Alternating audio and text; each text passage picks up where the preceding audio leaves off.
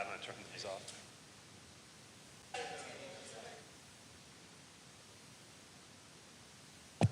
You're muted right now.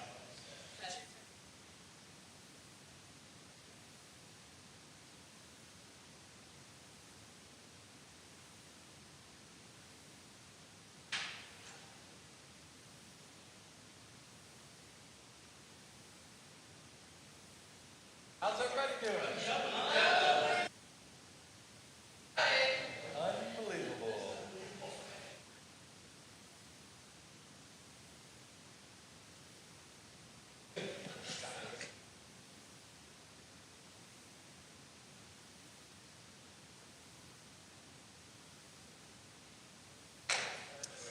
No, we're not waiting on you, Councilwoman Hayward.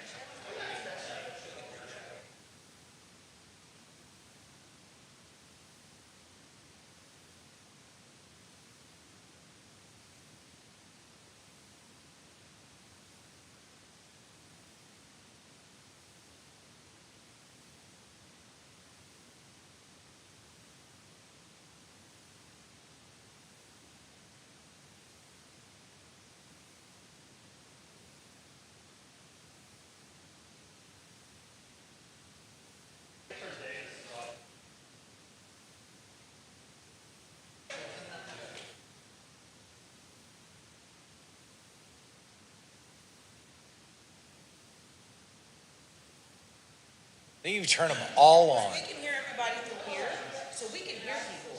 But every one of their ones is not loud. It's not projecting. It's not loud. I can see it, but it's not running. Can't turn them up? I turned it all the way up. I can turn this one up, but I can. No, I mean theirs, so we can hear them.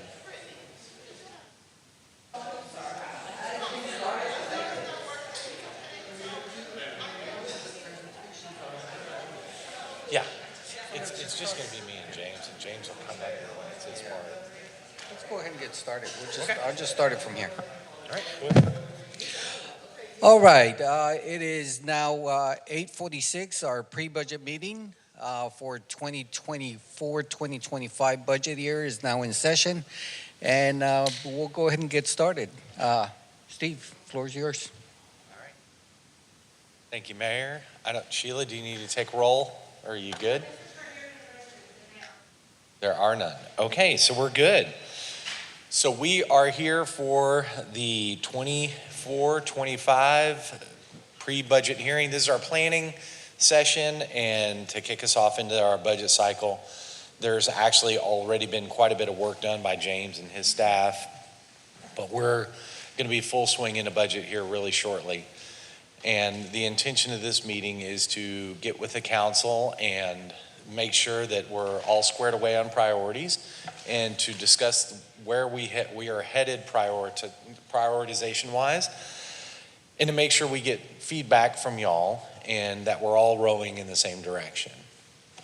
So we've got quite a bit. You'll remember from last year, we had a set of priorities and we worked toward those priorities.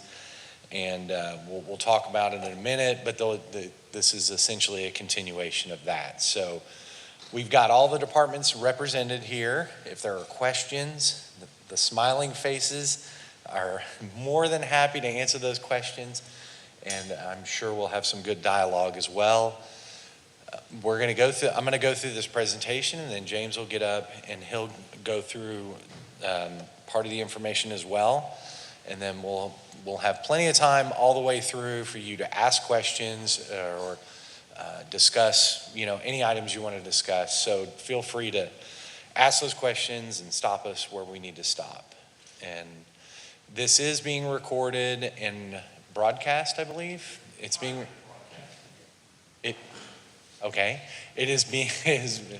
I just got a thumbs up from the bird's nest over there. So we are broadcasting and recording, so the ones that couldn't be here today have an opportunity to go back and watch the discussion, and we'll go ahead and send out the materials as well.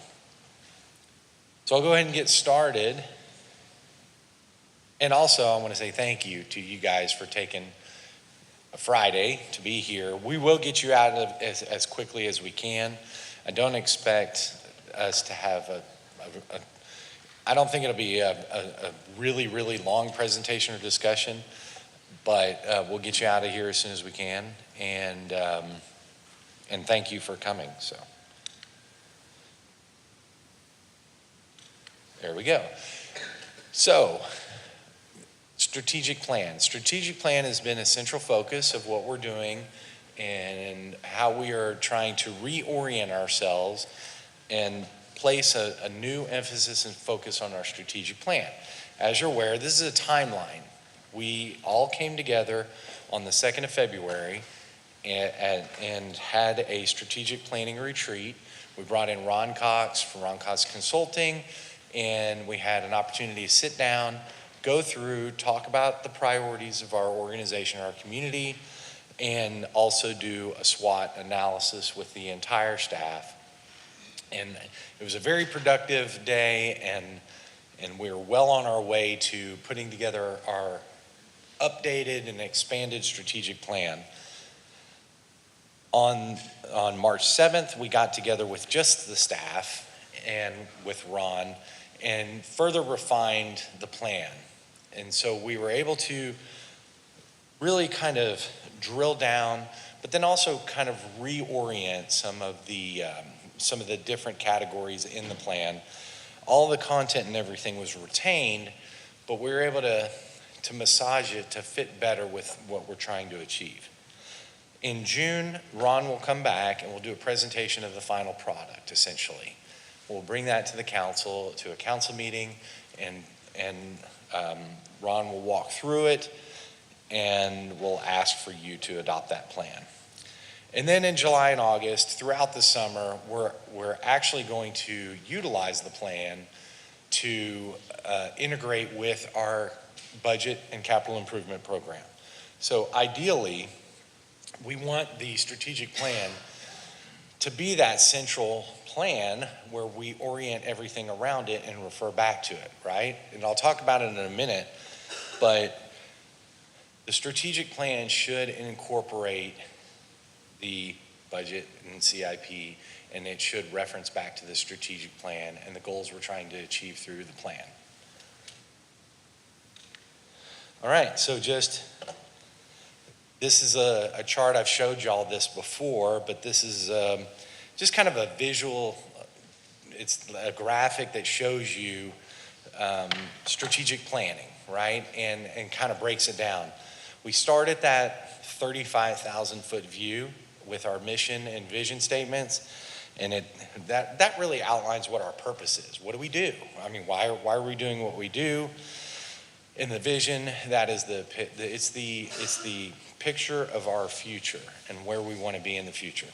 So within our plan, right below that, we have grouped into strategic focus areas.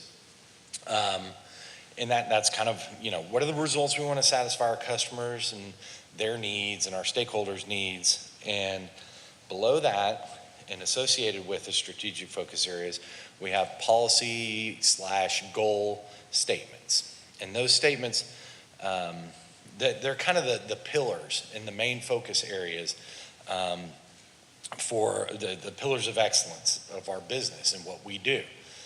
And then next, getting a little closer to the ground, at 15,000 feet, we have our strategies. And these are our continuous improvement activities where we're working to get those results.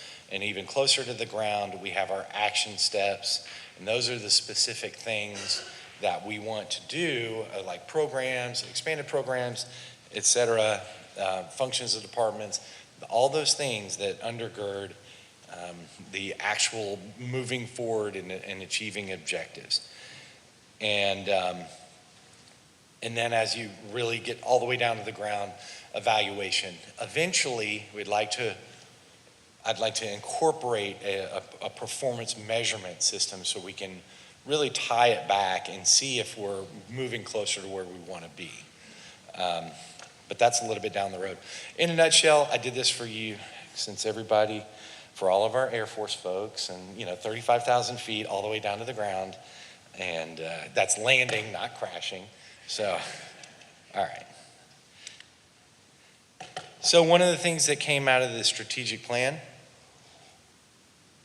planning session was an update to or kind of a retooling of our core values. And the mayor had come up with and suggested rise up. And we have new words, right? We have respect, integrity, service, excellence, and united and professional. And we are working to provide definitions of each of those. And how do we define them? Instead of just having words that are there that we all think we know what they mean, but coming to a common, kind of a common understanding of what the definition of each is and how it applies to what we do. Also, a key focus is the citizen satisfaction survey. It's critical that we know what our citizens and our business owners, what it is they desire out of our community, and what it is they perceive that we're doing well, what we're not doing well, and where they want us to be as a community down the road and today, what kind of services they want us to provide today. And so the residents, just as a kind of an overview, the residents want to see the most increase in the level of service and maintenance of our streets and sidewalks, and law enforcement and recreational activities. Those key areas are the focal point and the desire points of our residents. So, that being said, we will build our budget around that notion that we want to provide the service that needs to be provided, as well as other, as well as everything else we know that as a baseline community we need to do. Now, in terms of citizen satisfaction survey, a key metric that we keyed in on is the importance satisfaction rating findings. So in this case, under the major categories, the areas where, and you can see, probably use the mouse, and you can see that the two major categories of service that we're highlighting here is enforcement of city codes and ordinances is a high priority, and city communication with the public, high priority. So what's telling about this metric is enforcement of city codes and ordinances for 38%, it basically ranks as the second most important thing in the entire survey. But as far as satisfaction goes, it's only 14. Right? So it's got a high desire and a low, they don't think we're doing very well at it. So this is an area that we need to focus on and improve in. So as far as the IS rating, the important satisfaction rating, it's number 1. And then city communication with focus. City communication with the public is 4th most important and 12th on satisfaction rating, right? So,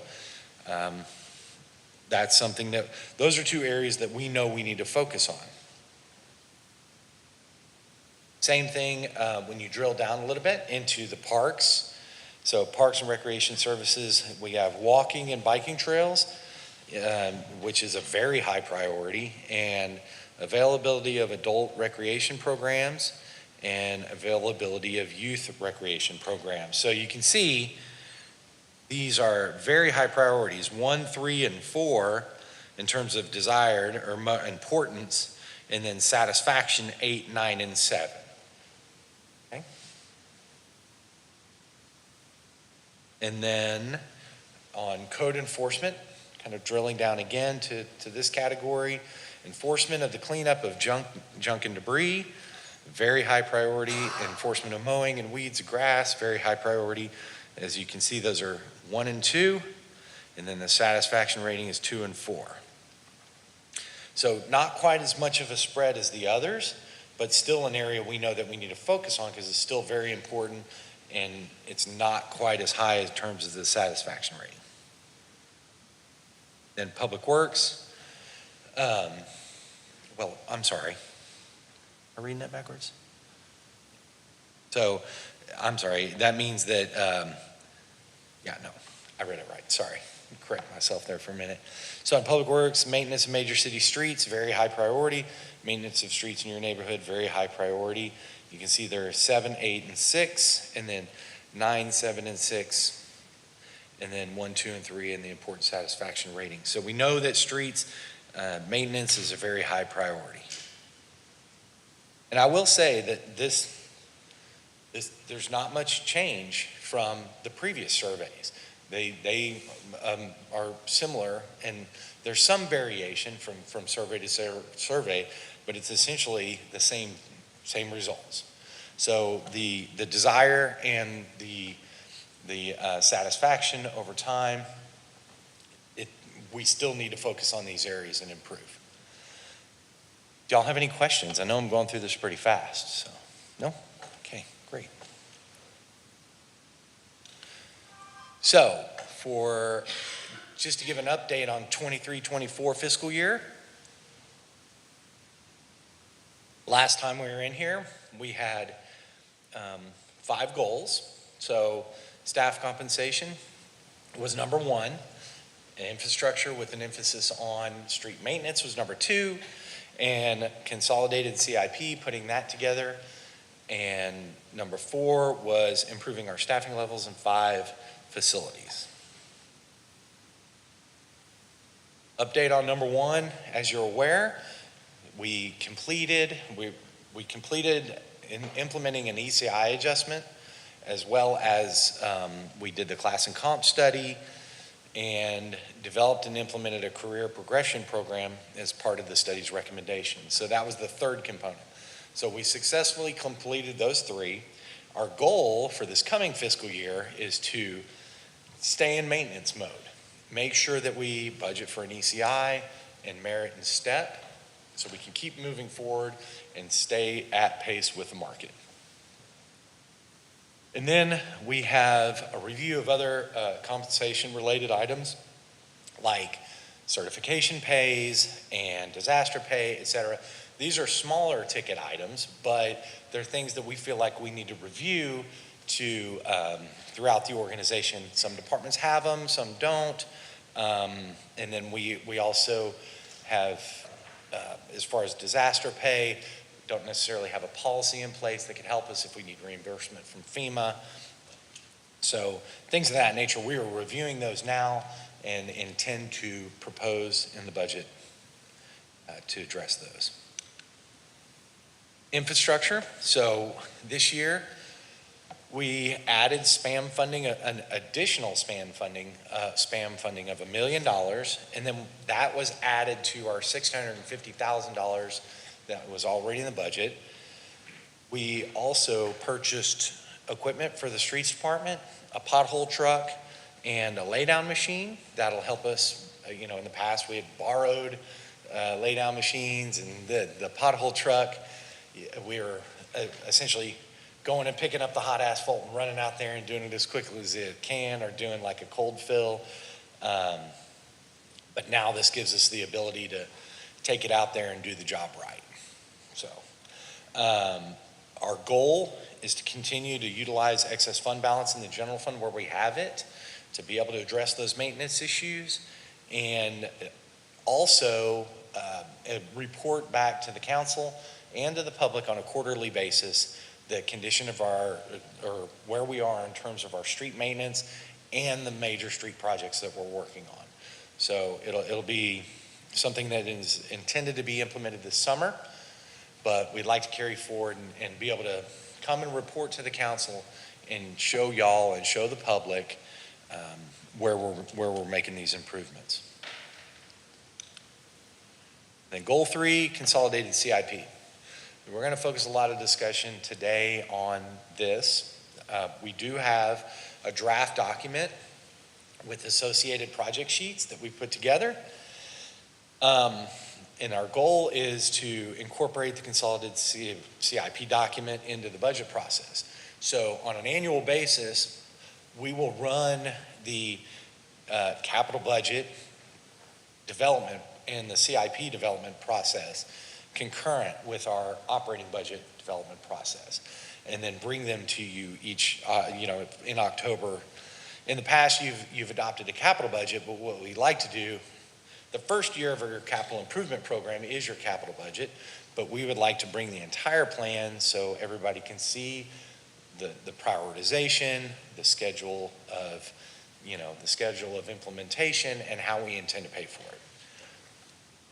We're going to utilize that document for long-range planning of capital projects, as well as how those capital projects, and I'll show you some examples here in a few minutes, but how those capital projects affect the operating budget. Because we don't want to, when we're looking out in the future, we don't want to miss something and not plan for it. Goal number 4 is improving our staffing levels. So what we did do this year is we added 10 positions, and 5 of those are funded and 5 are not funded. And what I mean by that is we added 3 more firefighters to ramp up our staffing for the opening of Fire Station 4. So we did 3, and then 3 this year, and then next year we'll do 6 to get us up to the 12 to fully staff that station.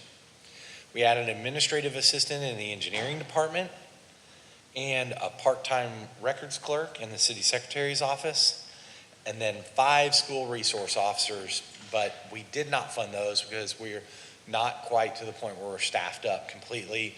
We're going to staff up, get to where we can get more fully staffed, and then come back and ask to fund those positions. As you're aware, state law changed in the last session, and there's a requirement for armed security essentially to be on every school campus in the state of Texas. The chief and his department have done a really good job of dealing with that right now in terms of making it work with the staffing that we have, but the plan is eventually to add more SROs so we can be on those campuses. Another thing that we've been very successful at, and this is good news as a result of the efforts, is our recruitment campaign that Public Affairs and HR has been doing since last July has been successful. We had a 155% increase in the number of people hitting our jobs on the website. And then also our applications were up 19% as well. And then our vacancy report that Jessica does every month, we're currently sitting at 8%. And that in the past, we've sat around 10 to 12%. It's kind of gone back and forth. We expect fluctuation, but we're able to, as you can see, with the increased traffic on the website and the higher number of applications, we're able to fill those jobs more quickly and keep that vacancy rate down, that turnover rate down. I think all that is a culmination of efforts. The class and comp was a big one, right? And that helped a bunch to get the issue of pay off of the table for our current employees, as well as make it more palatable for recruiting. So retention, that helps retention, but it also helps us to recruit. But also, I think other things like I don't know if y'all saw the video that Public Affairs did, our recruiting video is excellent that Sarah narrated. Great job. Things like that, they all add up. Another challenge is for the staff was to raise the brand of Schertz among potential employees and people that would want to come work for the city. And part of that is being involved in professional associations and getting the name of Schertz out there is the cool place to work. And I think the staff's doing an excellent job of that. Recently we talked about parks and all their activities with traps and being involved in their board and doing presentations. All those things make the name Schertz known and who we are and where we are. So I think a cumulative effort on that really, really helps you can see it through the numbers. So lastly, our goal is for next year to complete the staffing of Fire Station 4, fully implement that, and be ready for our 2025 opening. And then in 2021, the city did a staffing study, and we've hired a lot of those positions, but there are about 24 recommended positions on that in that study that are still out there that we have not addressed.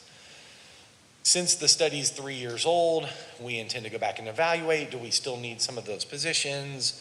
Do, have priority change, have things change, situations change, where we could maybe tweak that a bit? We'll look at that to make sure, but that just as an idea, as a way of understanding that there's still about 24 positions out there that we need to address. And lastly, the new / remodeling of facilities. We did things like the council chambers, right? The AV in here that, well, It's working. it's working now. Yeah, exactly. She just didn't want to hear a bunch of chatter before, so. But no, that was one of the projects that was completed. The Civic Center also needed some correction of insulation, and that was completed. The EMS department we're remodeling the central station over here, and Fire Station 4 is under design. And then the Parks building renovation, we're working on design for that right now. So the goal is to utilize our CIP to more adequately plan for our future facility needs and growth.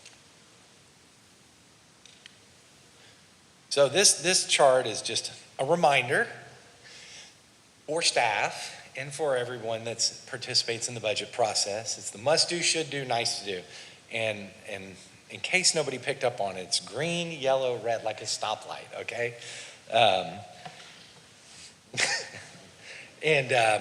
So inevitably what happens is there are more needs than we can afford to do. And typically there's some sort of cut line there. And in most cases, that line will move up and down based on availability of resources. But typically you get a little bit past the must-dos into the should-dos. And then on occasion when things are going very well, maybe sometimes you can add a few of the nice-to-dos in.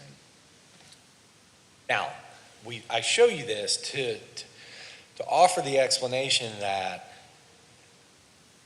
we will show you everything that gets requested. We will show you all the expanded programs. We will show you all the requested capital improvement items to allow you, and the impact on, say, the source that funds those items, call it the tax rate, the property tax rate in the general fund for expanded program requests, and allow you the discretion. Well, you have the discretion, but to allow you the information, give you the information you need to make conscious decisions to say, okay, we think these other items that didn't make the cut at the current tax rate are very important, so we want to raise the tax rate, or keep it the way it is, or we want to lower the tax rate and these things got to come out. Just to give you the ability to make those types of decisions with all the needed information.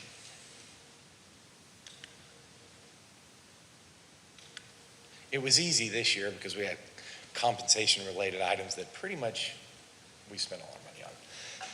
So the focus for Schertz is we're shifting a little bit to long-term financial planning to kind of map out our future, and our long-term financial plan, that gives us that service vision over the long haul, and then helps us, we'll have financial policies that we put in place. It's one of the goals is to do kind of a comprehensive financial management policy. And then we want to, of course, technically sound analysis and forecasting is critical for that. And then the process should be and will be collaborative and participative. And then also we want to make sure that it's interconnected with the other plans that we do. So we do a master plan for parks, or we do a master plan for streets, or for water and sewer. All those things get integrated back into, say, the CIP that gets integrated, and they all connect back to the strategic plan and are part of that long-term vision. So practically speaking, we'll do 5-year operating forecasts to look out 5 years, and then a 10-year consolidated capital improvement program that'll really it'll really schedule out the first 5 years and lump the last 5 years of that plan. But both of those, so we can at least take a look out. If you get too far out, the numbers aren't very realistic. So we'll focus on that first 5 years. So now we're going to shift gears a little bit and talk about the CIP and get into a little more detail. I think Sarah's going to pass out our info. Does anybody have any questions to this point? Yes, sir. You were requesting 5 SROs? Sir? There were 5 SROs you are requesting? So we added 5 officers this year that were unfunded that would, if we could fill all of our other positions, we would fill those as SROs. Yeah, so in terms of, when you say unfunded, what percentage does Schertz pay versus the school district? Schertz, when I was in a budget meeting for Schertz, for the school district, they're saying they're funding a portion of the SROs, and then you're saying we're funding a portion of the SROs. So we What's that split? currently have SROs. Well, 2 things. We're utilizing our officers now that we have, and we will get funding for that, right? Or no? Yes, sir. Councilman Westbrook, I believe, so the school district has approved that funding on their end, and it's probably about a 10/12 of a formula in which the SROs are actually funded. We just haven't come up with the other 2/12 from our side because we could not hire those people without impacting our patrol, our core services. Okay. So once we get to our full staffing, we'll start bringing those on, and then I will make movement and a request to the CMO to actually see, to get funding for the remaining 2/12 so that we can turn that on. 2/12, okay, so, all right. It just made it seem like the city of Schertz was funding the whole kit and caboodle for the full 5 SROs, but that's not. No, sir. Okay. The contract that we have with the school district included our current base of 7 officers and then the additional 5 officers. House Bill 3 also mandated the manner in which you could charge and how that relationship between the school district and the city and the police department would work that billing. So we redid our contracts last year. And that funding basically comes out to a 10/12 on the school district side and a 2/12. 10 months of the calendar year, they're in the school. 2 months, they're not. Okay. What's the cost? How much is our 2/12? Or, yeah, 2/10? How much is our portion of it? 2/10 of 5 officers. An officer's about $80,000 a year. Well, so we also include benefits and a vehicle in there. I don't have that number right now, but I certainly can get you the numbers that we presented to the school district. So the reason, and we can definitely get you those numbers, the rationale for not putting even the 2/10 in the budget is because we were nowhere near getting those 5 officers. So if we start approaching that point in time where we can hire those 5 officers, then we would come back and ask for that additional funding. And I believe Mr. Walters may have that information pulled up already. Oh, okay, you got it? I don't have it, but I mean, generally an officer's about 120,000 with benefits and vehicle. We never, at least actually probably 120,000, then we usually start midway, and so that works the vehicle in. But yeah, we would look at, because we had, sorry, I was going on a different tangent.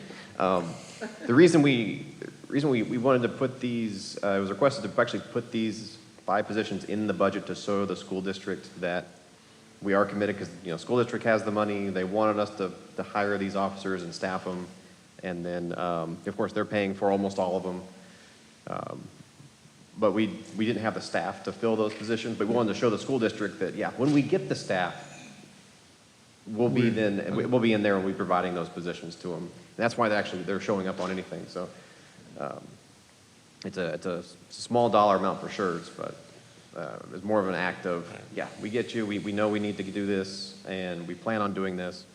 We just don't have the staff right now, but when we get the staff, we'll come back and We'll do it. hire those Can you- folks and send them over there. Can you go back to that slide, Steve, sir?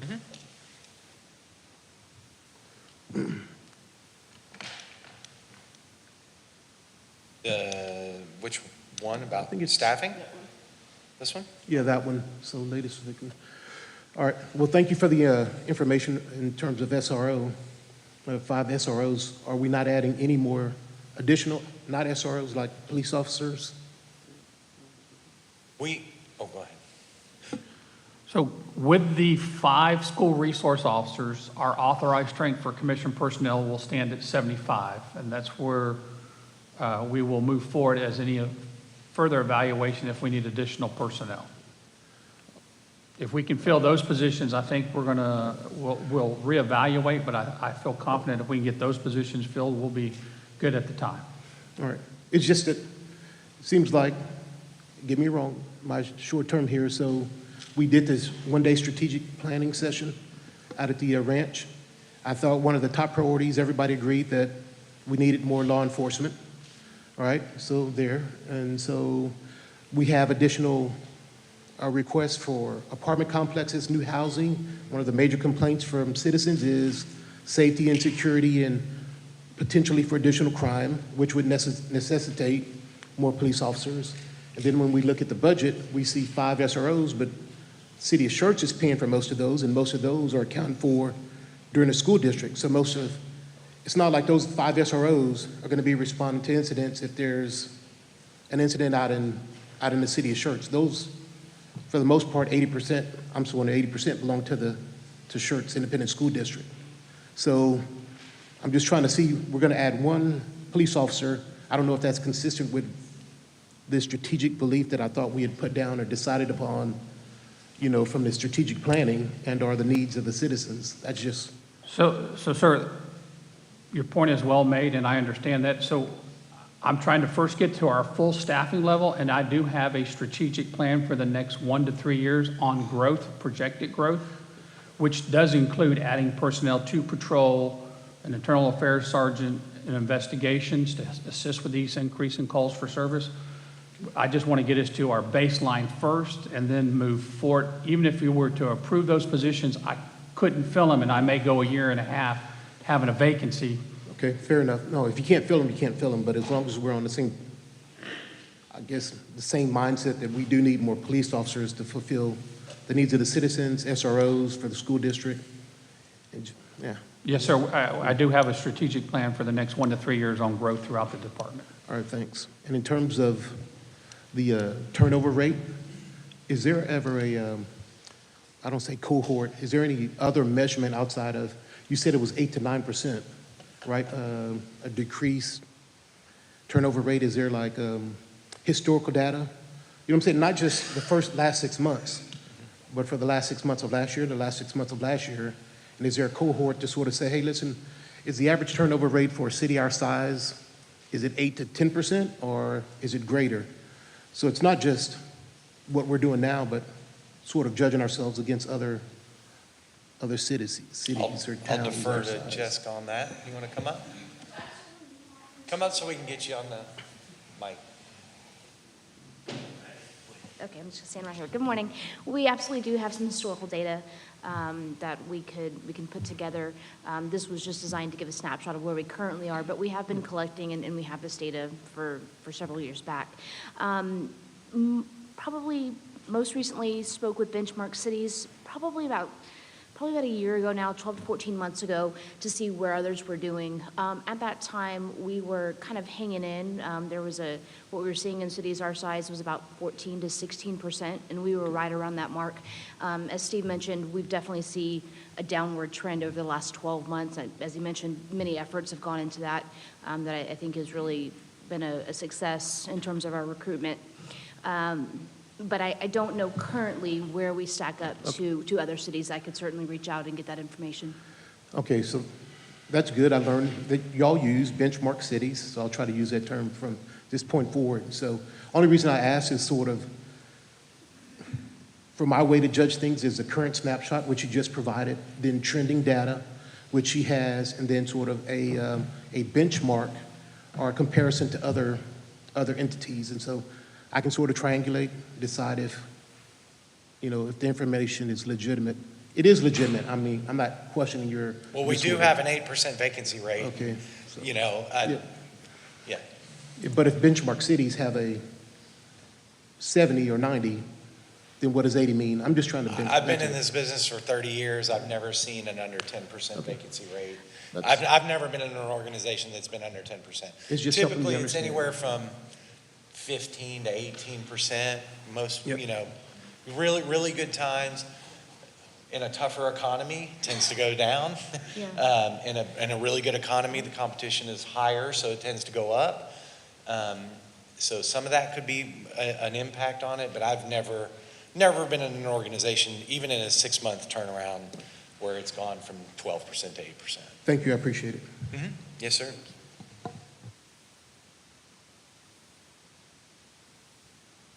All right, questions? I did refer back to this slide. So our key focus areas, just to reemphasize, is law enforcement. Of course, I will tell you, I'm the city manager. I defer to the subject matter experts to tell us what we need, and then we'll figure out if we rely on James to pay for it, so.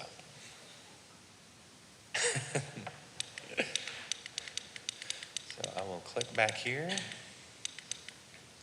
So CIP discussion, we're going to look at the spreadsheet and then show you examples of the project sheets, and then discuss a little bit about how the process is tied into the budget, as well as go through some of these projects, and so y'all can look at it and let us know your prioritization.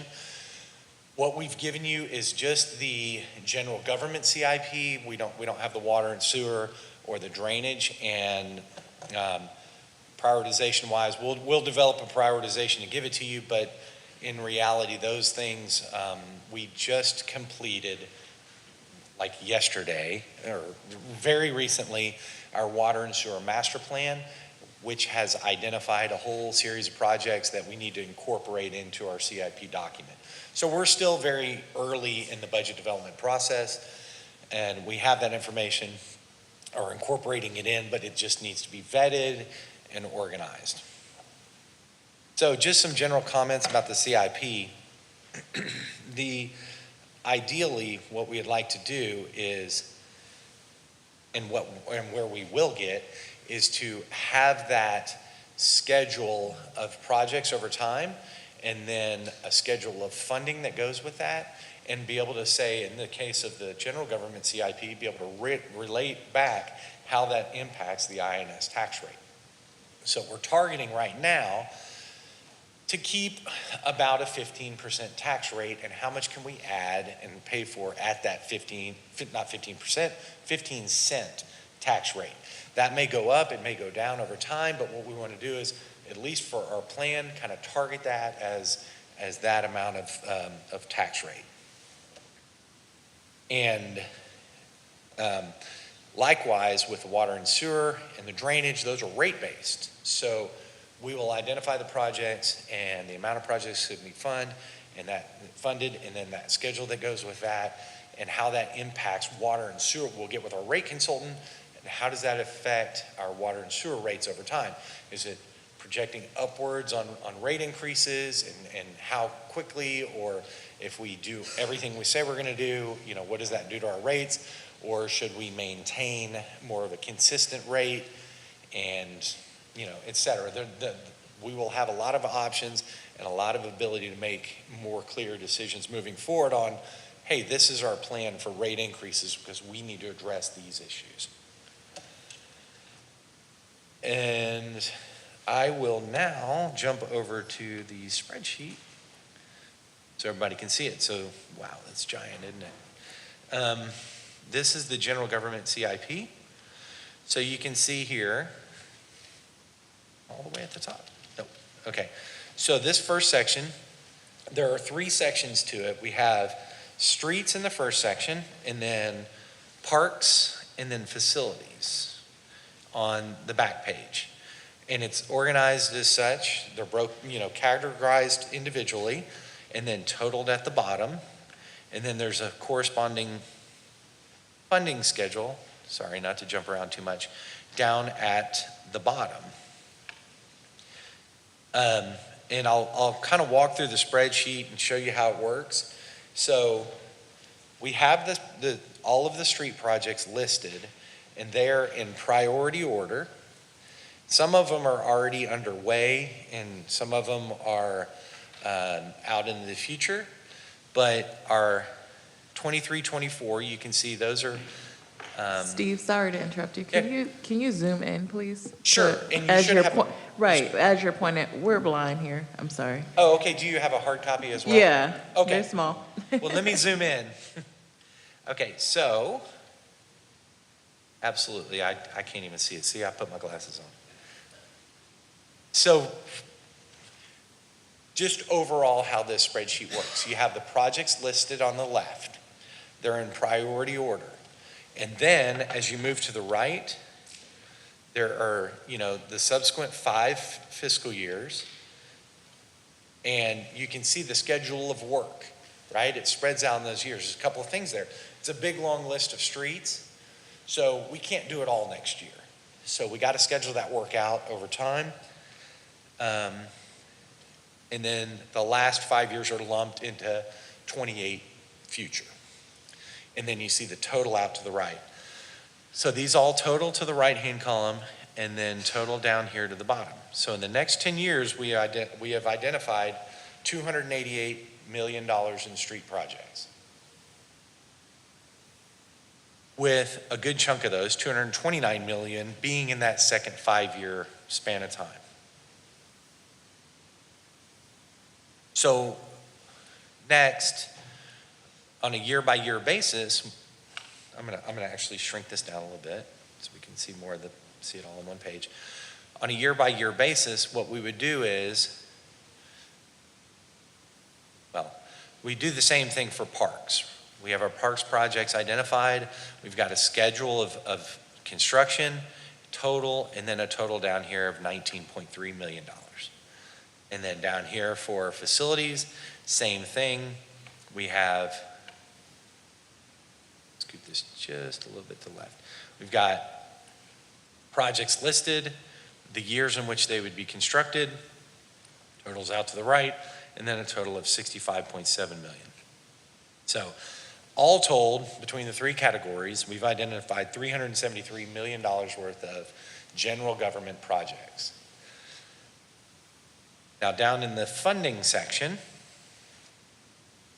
we would take, the first thing you're going to do is apply other sources. So impact fees, general fund contributions, grants, things of that nature. Those come up, we take that out first.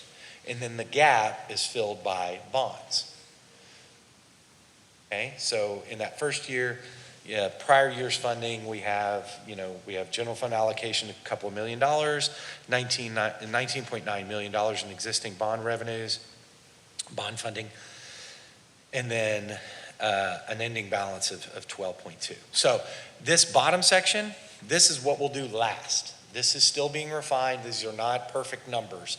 So please do not pay too much attention. I'm showing you the concept.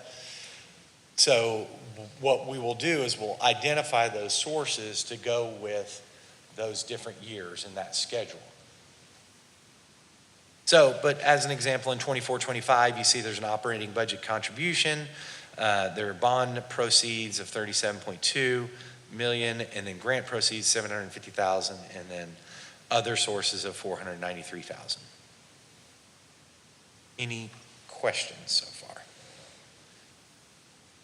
As you can see, there's a negative $144 million. That's because we haven't fully addressed the plan. Now, do we think we can afford the full $373 million? Probably not. I mean, So- we're just gonna have to prioritize the projects and see what we can fund. So then my question would be, I'm trying to find out the difference of how much we would need more to be able to afford the project.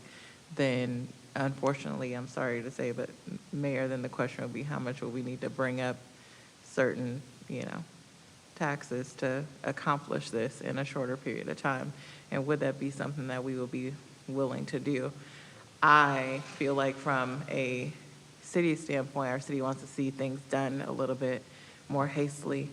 I'm willing to take that risk to do it that way, but I know that's a whole full-blown conversation for everybody to have. But this does seem like it's a little drawn out a little bit. And most of the times it is, but as Steve mentioned, where he had the green, the red, and the yellow. Yellow, right. That's basically where the council will decide the things we need to do, the must-dos, and the nice-to-dos. That will be council's decision when we actually come down to it in August, when we look at the listing and the cutoff. And the staff will provide us, if we raise the tax a certain level, if we leave it where it's at, what we will do. If we raise it a certain portion, what other projects we can take care of, and also, if you want to get the whole list done, it'll also provide. I mean, not, but I, I would mention, let me mention a couple of things. Some of these projects really merit doing a bond election. And likely we would go to the public and seek that approval. And if it necessitates a tax rate increase, then we would do that. And that's the beauty of doing this. We are identifying what we believe are all the needs that we have, and we're putting it out there so everybody can see it.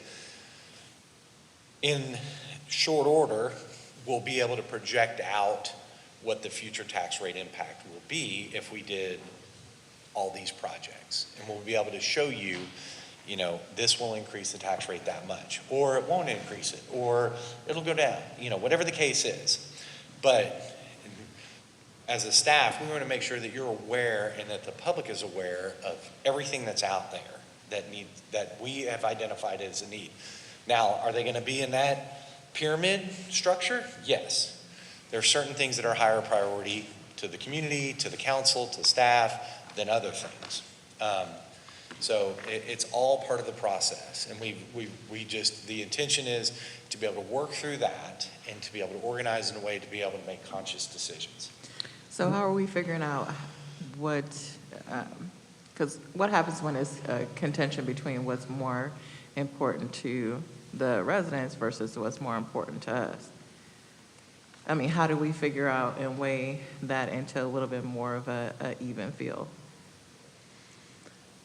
That's a tough question, because what's important to the residents is something that, as council, we should be reflecting on that also. And that's what makes this position very difficult, is what is our priorities? And as a whole, we'll have to answer that question. If I may, Yes, you know, one of the challenges is, if you ask a resident what's important to them, let's take a look at streets. What's important to them is the street in front of their house. So someone on the northern side, they're going to care about, you know, Country Club Estates or the boulevard up there. On the south side, they're going to say it's Lower Seguin. And I think the city staff's done a great job on assessing the roads in general in the city by using something like the paver program that goes out and looks at the streets, all of them fairly. Gives you an honest assessment of the condition of Street A and B and C and D, and I would think the residents would understand that if we're saying we're taking care of the worst road by condition, they would understand that, you know, at some point we will get to your road, but it's not as bad as these other three that we're taking care of right now. I do have some other questions for you, though. Yes, sir. One of the priorities that you mentioned earlier was sidewalks and accessibility. Do the sidewalks come under the street program? I believe they're, Larry? They are under the street program, and streets has a separate line item for sidewalk maintenance. They are not under this project. They're generally very small and in the operating budget, as opposed to a large The reason scale. why I'm asking is I'm looking at the streets list and I don't see any reference to any sidewalks anywhere, just roads and streets in general. And my concern ongoing is, does the city have a plan for what essentially we call old Schertz, where the streets, the local residential streets down there may not need anything more than a slurry seal or a chip seal or a crack seal or something along those lines. But we have a significant amount of streets in the residential area down there, several streets that have no sidewalks on either side of the street, which is not a family-friendly, user-friendly, resident-friendly situation to have. So I'm wondering if sidewalks was a concern expressed by the residents in the survey, and we've got a significant part of the city that has significant sidewalk issues, why do we not have that as a separate line item? To me, it sort of goes along with our earlier discussions that we had several years ago with 3009, you know, and the city's perspective was, well, it's a TxDOT issue, and TxDOT said no, and the plan was we'll do it as we develop 3009, which was a great concept, but that doesn't address the areas that are already developed and don't have sidewalks. And we were fortunate to have TxDOT come to our rescue and resolve the sidewalk issue, which was a significant safety issue, all things considered, on 3009. So yeah, it's the same kind of concern for Old Schertz. How do we move that portion forward? Fully understand that it makes no sense to sit there and let's do $20 million to do sidewalks in 1 year, but I would think that somewhere in our budget we would have a plan that would piecemeal and start addressing those areas in the older areas of the community. So, yes, sir. So I'll say, in general, as James mentioned, we have sidewalk maintenance dollars in the operating budget, and we target as much as we can in a year. We also have sought out grant funding that kind of ties trails together, but it also builds sidewalks in neighborhoods. Certain point, we've gotten some grant funding. We've sought out some more. And then with new build streets, so master thoroughfare plan streets, they get built with the project that goes in. So to fill in the gaps, we have those dollars, and we try to do that as much as possible. It hasn't happened as much, but. Yeah, maybe to chime in on that, a couple things that we could do with this, and I think as Steve said, this is sort of our first run at the full-blown CIP. It's the highest priority items, and there are certainly items out there that I think as we move forward with this, we'll start to pull those up, become more of a priority. But a couple things we could do. One is, as Larry and James sort of said, we could up the amount of money we fund from our annual budget on sidewalk maintenance and repair. And as per a policy decision, we could say, look, let's target 50% of that at the older part of Schertz, and we'll work our way through it that way.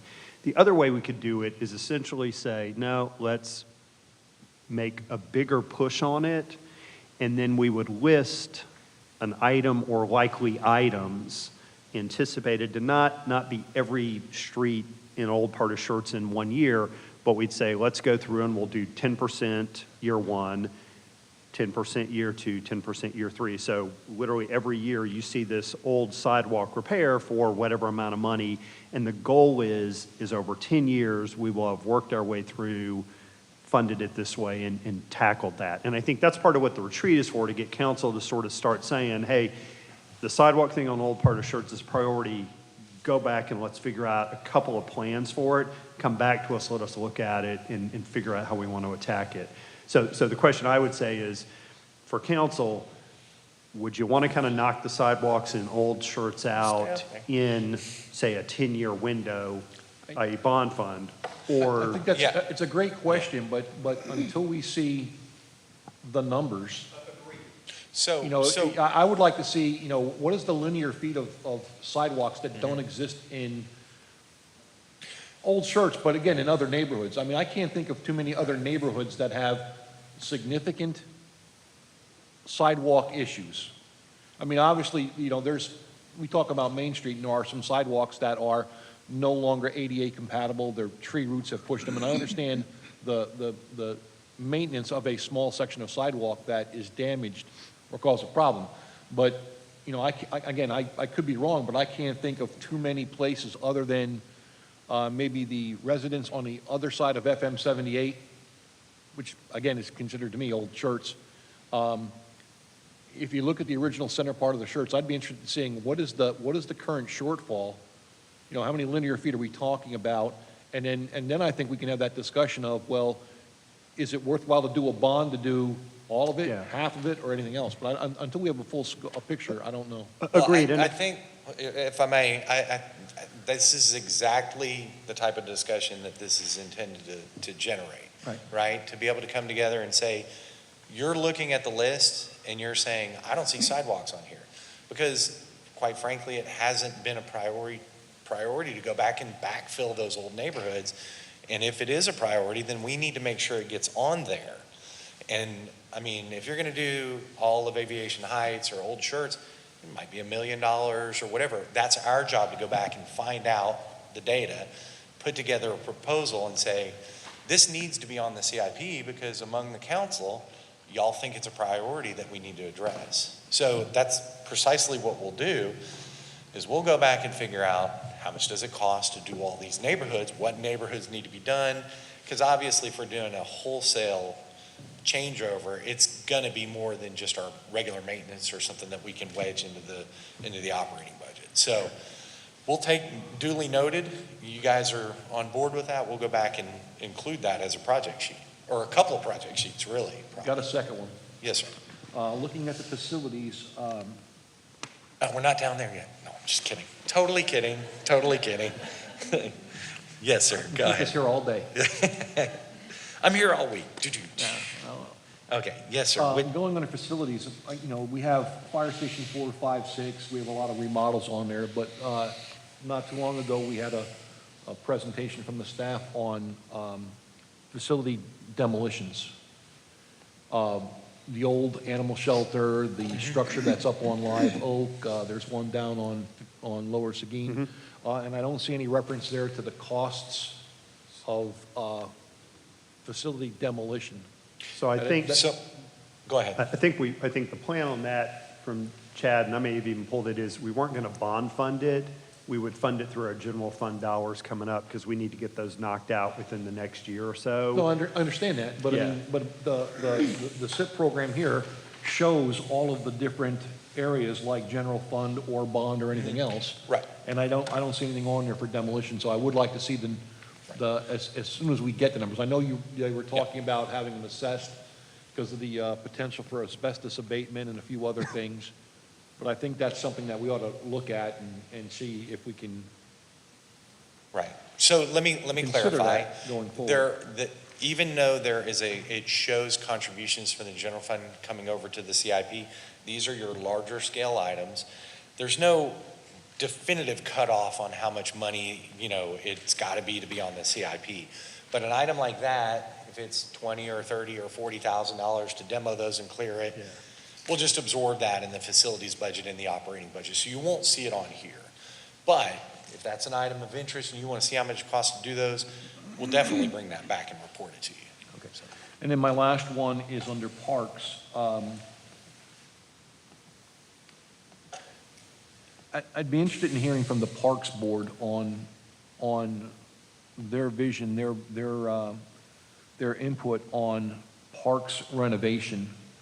We have done a significant effort to renovate Wendy Swan Park with the splash pad and removing the pool. We did a significant effort to renovate Ashley Park. But I know there are some other parks in the city that are getting long in the tooth. For example, Woodland Oaks Park, I don't think has seen any significant improvements or upgrades, at least since I've been in the community in 2007. But we're already talking about the community playscape renovation, as well as adding up some other new parks in there. So I mean, I would be interested in seeing how some of these other parks that are out there, like Woodland Oaks, rack and stack with regards to capital improvements in the parks arena. So two things. We are starting our Parks Master Plan process, kicking it off on Monday. So they'll be at the Parks Board meeting, and we will go through that process to analyze out of the 24 parks, we're going to focus on 15 and what their needs are. But like we've mentioned earlier, there is some renovation planned in the base budget through the general fund, and those were where some of those smaller pocket parks are going to be addressed. These are the larger dollar CIP. Originally, when we did this list, we were thinking anything $1 million and above. So that's kind of how we started on this. But you're right, there is some other needs that are not here on this list. James, how much do we have in the base budget, or Lauren? Do we typically put in for park maintenance rehab stuff? It's about 250,000 every year where we've been chipping away at some of this stuff.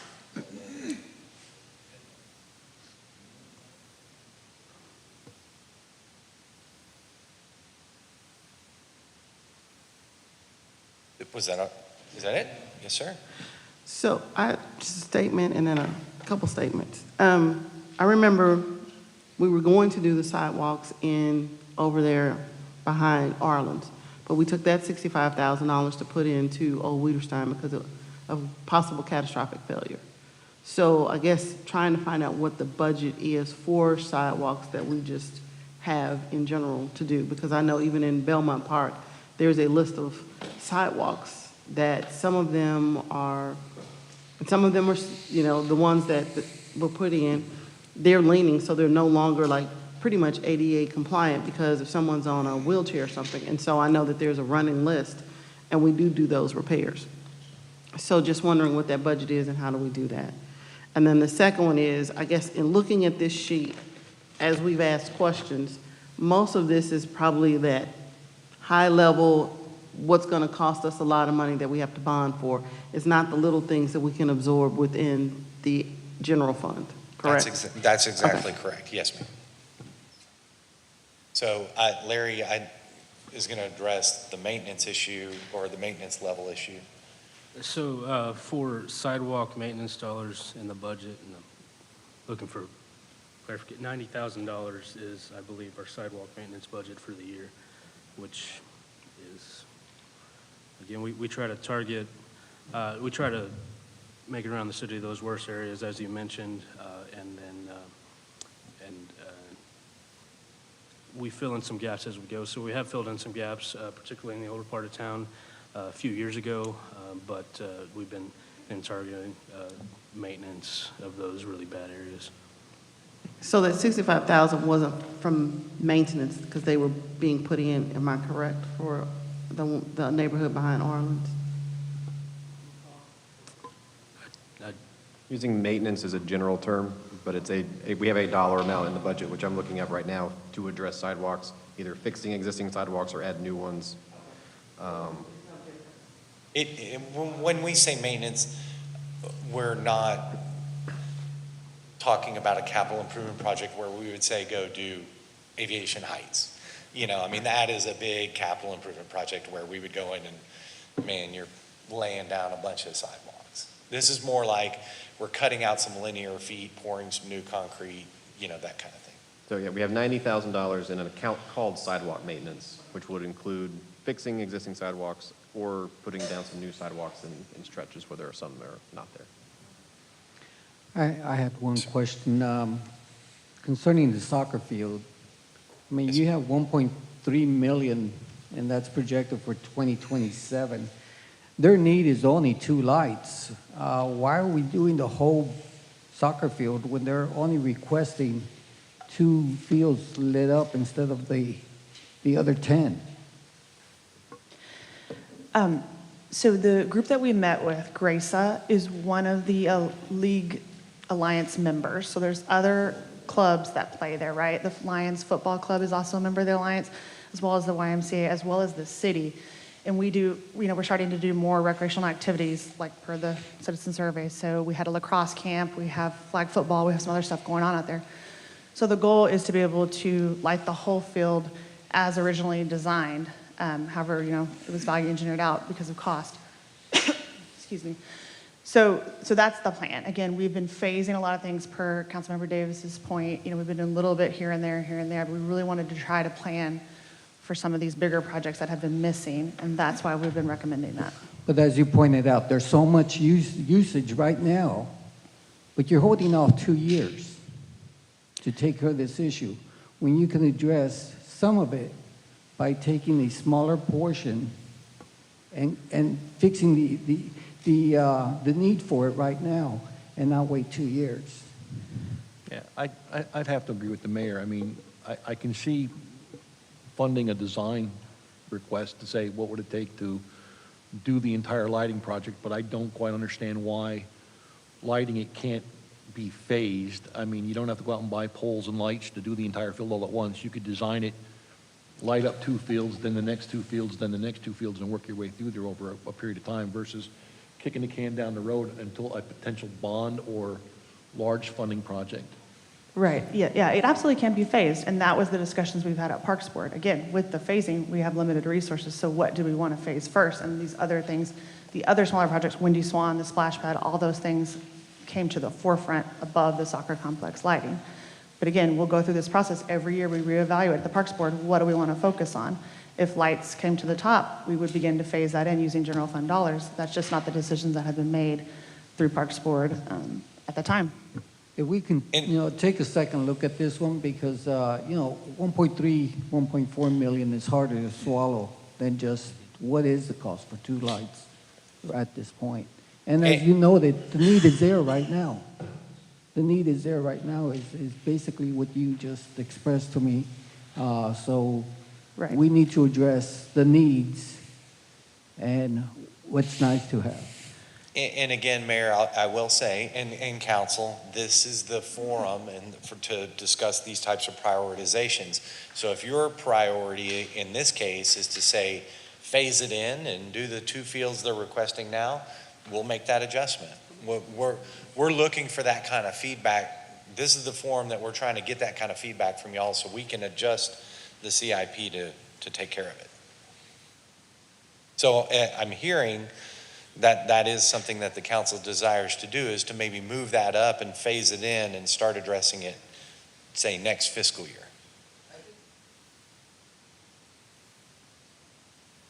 A phase-in project is great certainly on the soccer field and maybe the others. I can see the importance of Hilltop because we have grant money.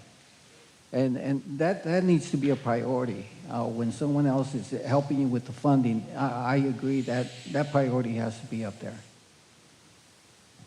And I will say this, please bear in mind that in terms of getting these projects done, we do have a limited amount of resources, i.e. staff. And even if we outsource the construction, it still needs to be managed by our folks. So that's why you don't see everything being done right away. And that's all part of the prioritization process too. So we're trying to balance that, the resources we have to implement, but if we hear from y'all and the consensus is, hey, on lights, we want to phase this in, then that's where we're headed.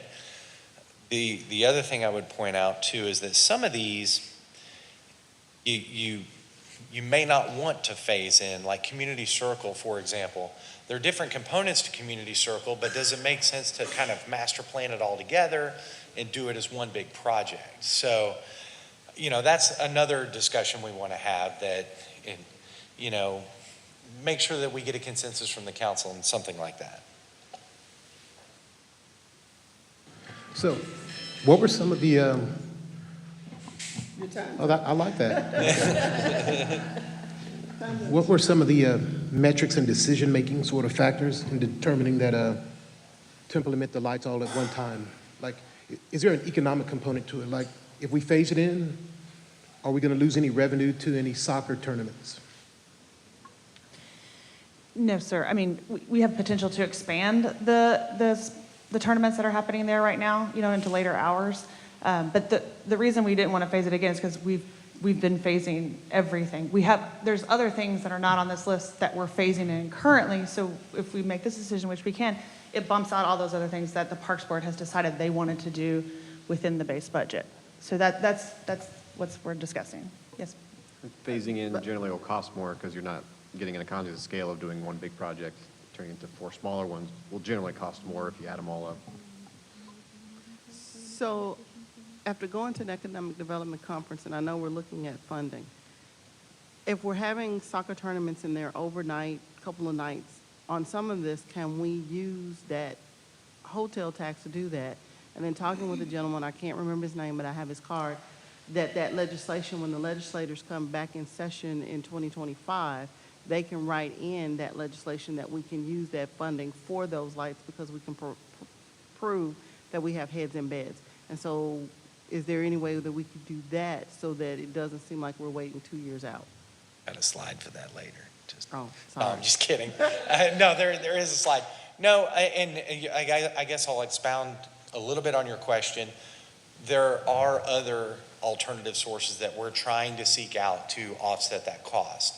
So hotel occupancy tax is a potential, right?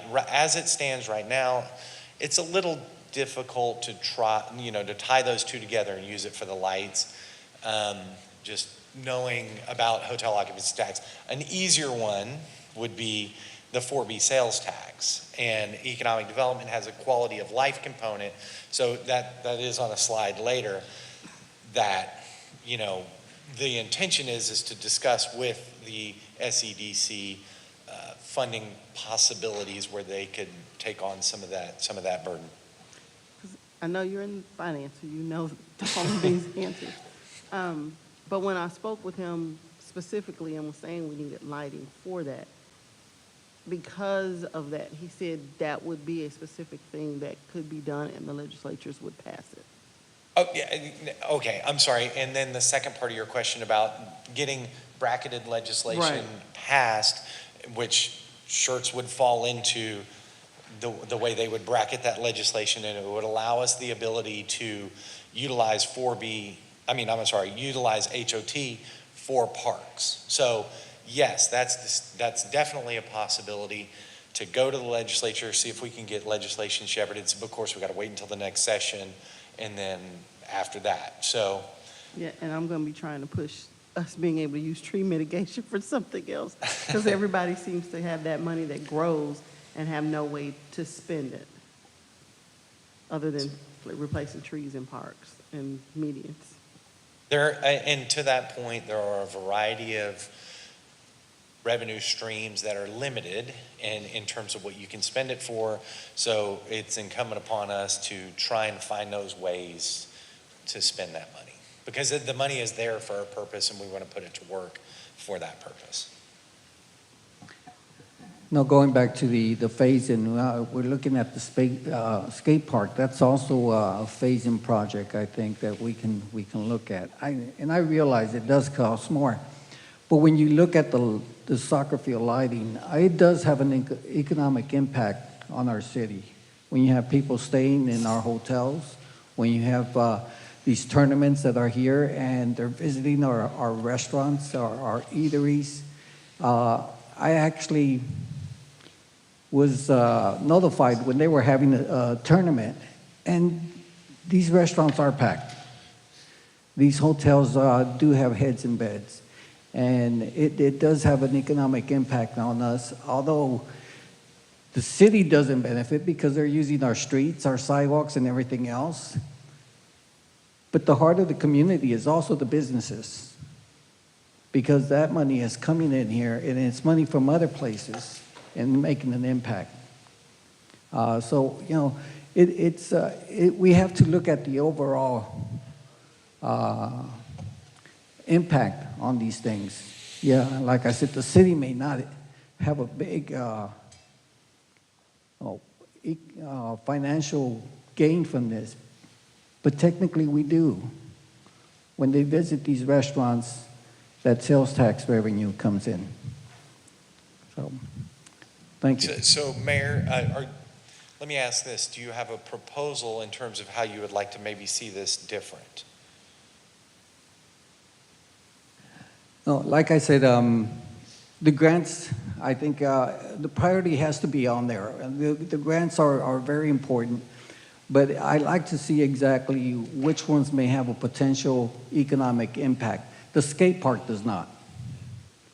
There's no tournaments for a skate park, But when you look at facilities that host new people coming in, the baseball fields, the soccer fields, that does have an impact. The playscape doesn't. That's what we need to identify is what has a potential to have an impact. And looking at the list that we have up there, there's only one. There's only one that has an impact, an economic impact in our city. And can I clarify one item for the council? So if you look at Community Circle, which includes the skate park, that's not phased in. That just means that it takes longer than a 12-month period to do that project. That's why you see it split like that. That's one big $10 million project, but since it's so big, it's going to take a couple years from start to finish. So I would say, as a reminder, in terms of the community survey, that Parks was very high in certain components of Parks. So, and I would encourage referencing to that. Parks tend to be quality of life issues. And I'm certainly not disagreeing with what you're saying about heads and beds for the soccer tournament, for the lights, et cetera.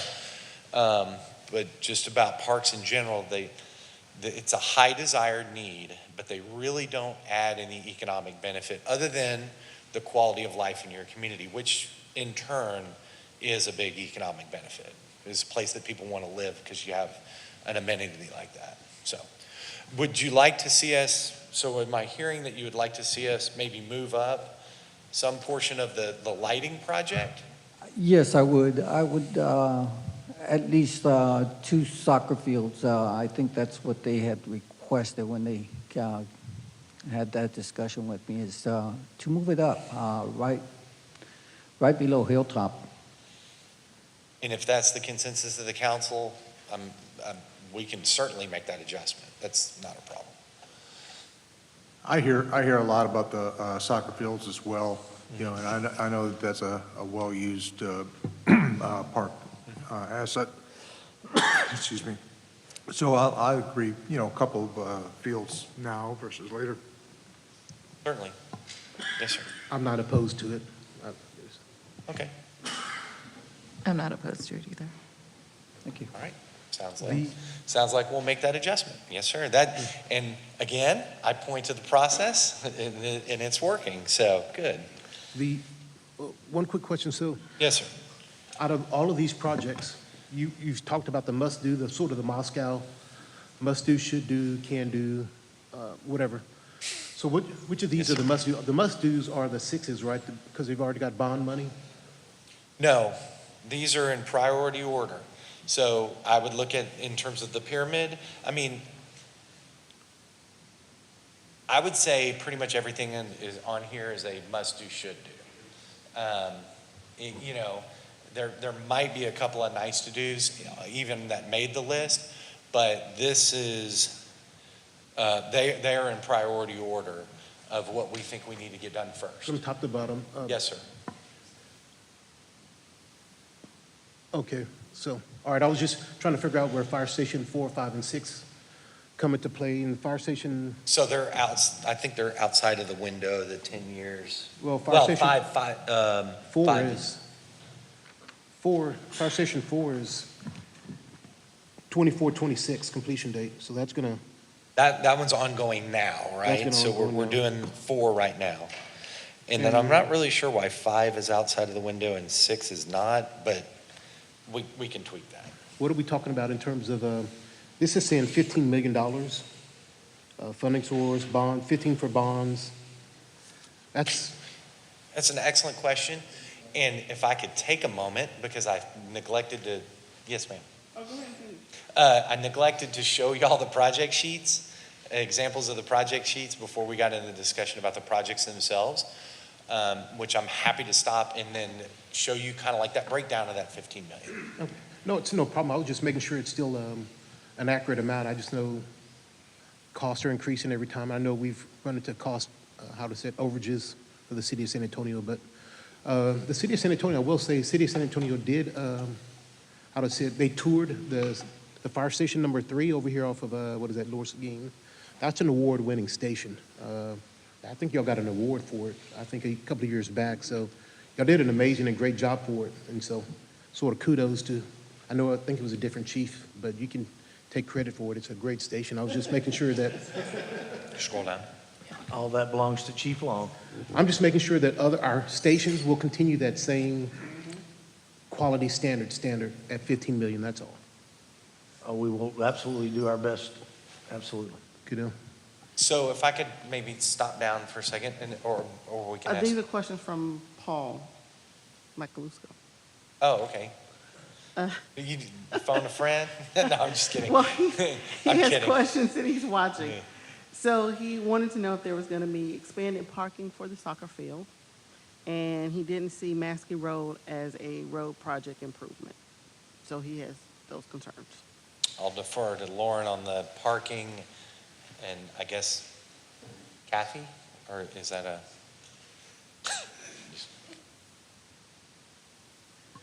So the lighting project is lighting project alone, did not include expanded parking. Again, the complex was designed with 646 spaces, and that was adequate capacity for the fields as they stand. It's sort of about timing your tournaments and the game spacing schedule so you can get people in and out of there. It's not helped by the fact that we have an adjacent soccer complex the Lions Football Club owns that also runs tournaments at the same time, and they don't have adequate parking. So it overflows onto Maskey. It's been an issue over the years. And so we don't have a plan yet to expand parking. We've looked at maybe trying to buy adjacent land in the future. That's something that Parks Board's been talking about. And as we work to update our master plan, we will try to identify some of those needs in there and work towards it. You want to comment on Maskey? Yeah. Can I get a clarification of the question?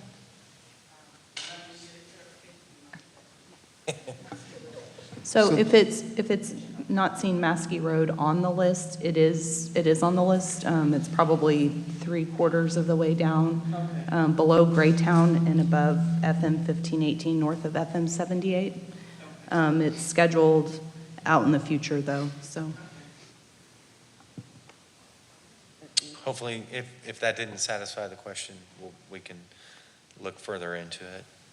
So just to maybe shift gears for a second here, that's a little too small. Every project that's on the CIP or that gets proposed to be on the CIP will have one of these project sheets, and it'll identify the type of project. So in this example, it's a wastewater project.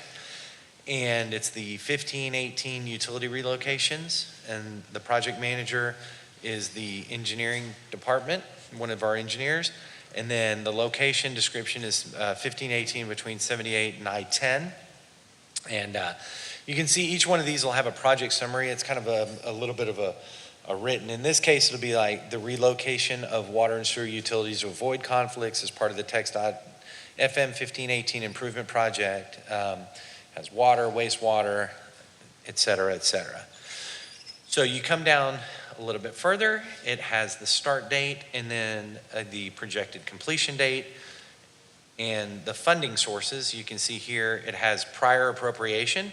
So this means that it was we already have this money from a prior appropriation. Part of it is ARP funds, some of it's water and sewer reserves, and then we have some bond proceeds. So this is part of the overall 1518 projects, which I believe is about an $83 million project. $83 million project. So this is essentially our contribution to the project. And down below, you can see under the expenditure schedule. So we've spent some, and under prior appropriation, you have some, and then we'll be looking for this is appropriated in the current fiscal year, will be, and then a future appropriation of 4.6. So the total is 14,507. So up top, you can see where the source of funds matches the total project cost, and you can see the schedule of the work. And then down below, if there were an operating impact, we would show that operating impact, and you'll see an example here in just a second. So each project sheet has a map associated with it. So you can see here, there's a map of where the project will go, and it'll go from, I think this is showing all of 1518. What's that? It's what? It's not been updated. Okay, yeah. Yes, I believe it would stop, before 10 or at 10.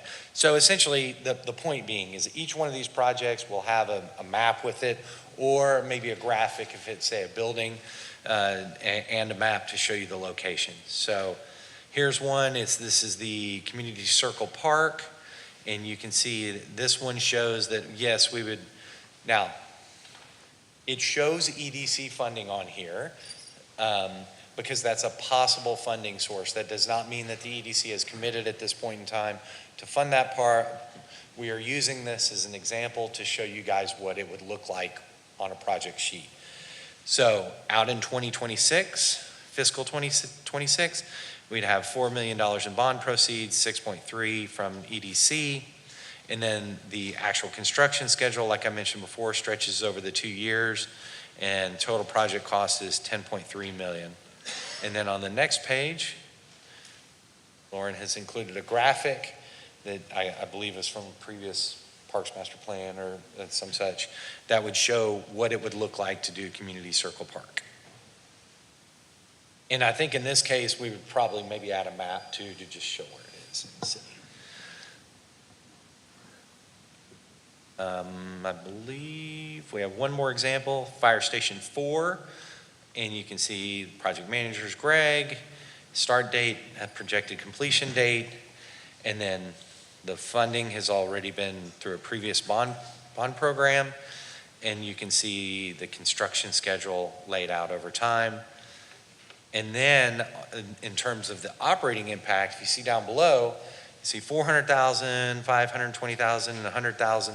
That is the hiring of the firefighters and the, some associated equipment, et cetera.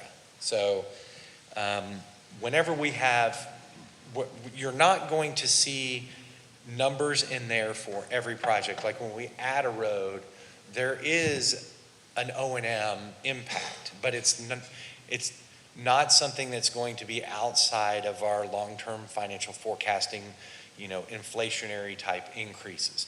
When you open a new rec center and you have to hire a bunch of people and it's going to be $1 million a year to run it, or you open a fire station and it's $1 million a year to run it, that's the kind of thing that we want to identify to make sure it loops back into our long-range financial forecast, and so we can make sure we're capturing that.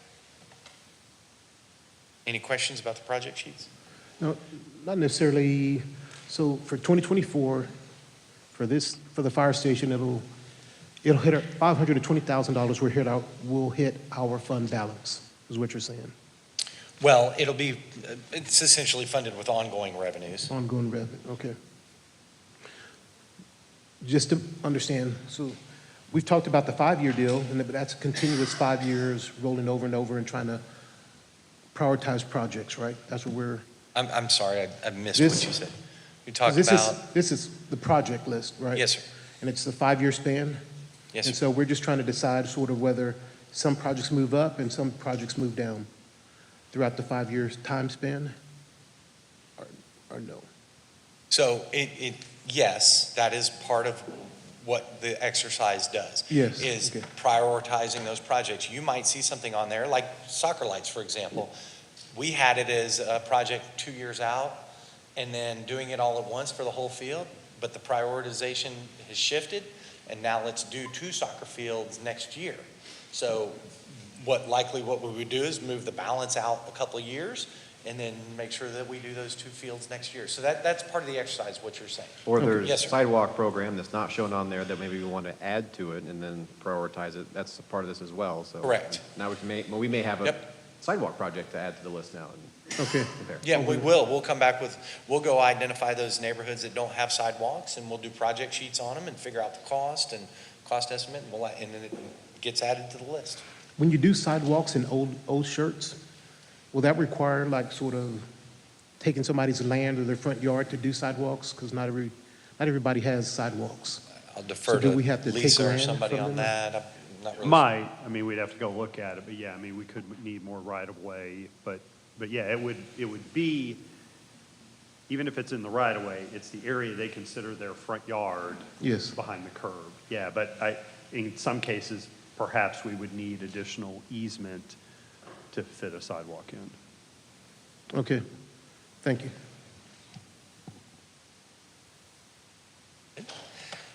All right, any other questions about the project sheets? But this is just to illustrate and show you that when you get the CIP, it'll have project sheets for all of that. That'll back up the spreadsheet, and we can easily refer to that project sheet and show you.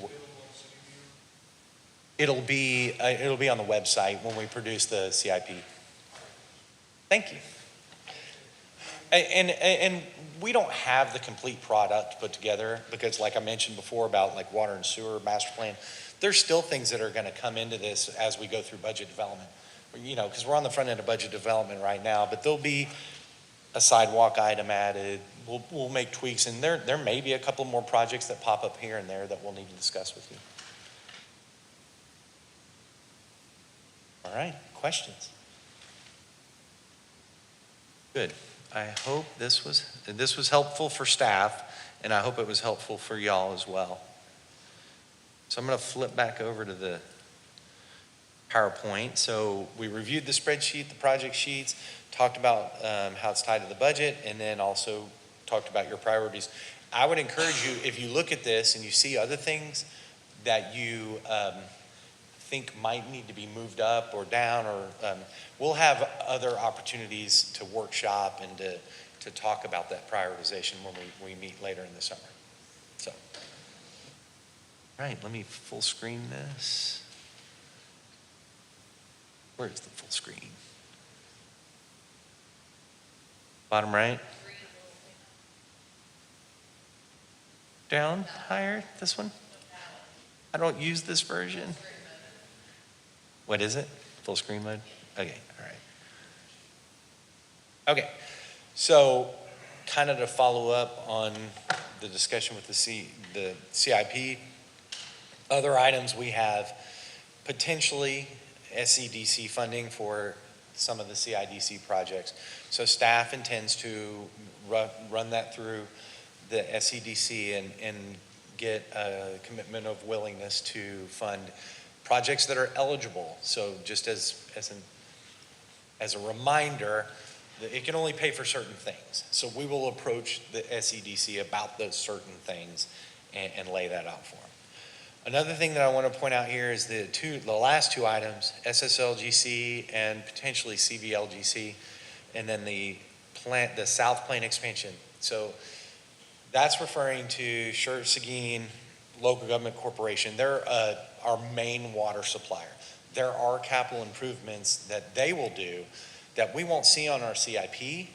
It'll be on their CIP, but we will pay it through the rate that we pay. And so that impacts our rate. So when we talk about rate increases and things of that nature, some of it we're just simply passing through from those other entities. And then down south, CCMA, same scenario. There are capital improvements that need to be made that we'll realize through our water and sewer rates. And but that capital expenditure and that capital improvement program is under that other entity.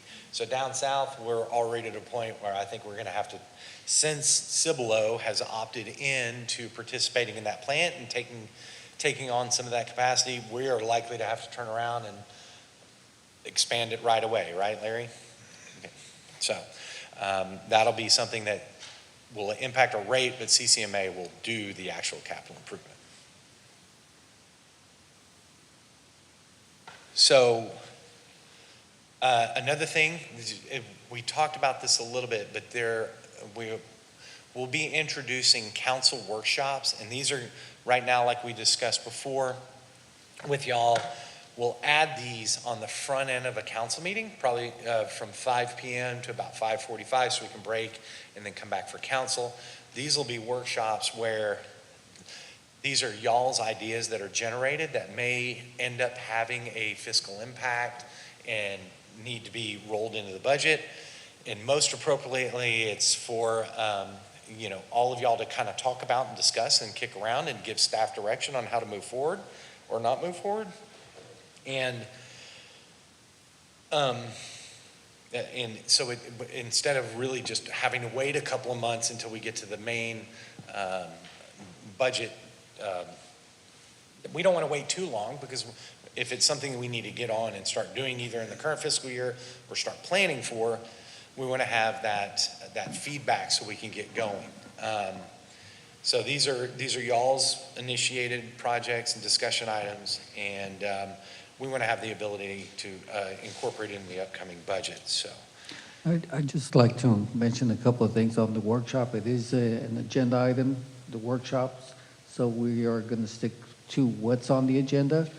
So if you want something discussed on that workshop, we'll have to bring it up to council so that we can go ahead and place it on there, okay? Yes. It's actually a free forum discussion so that we can address some of the concerns or issues, and so we have open dialogue on that one.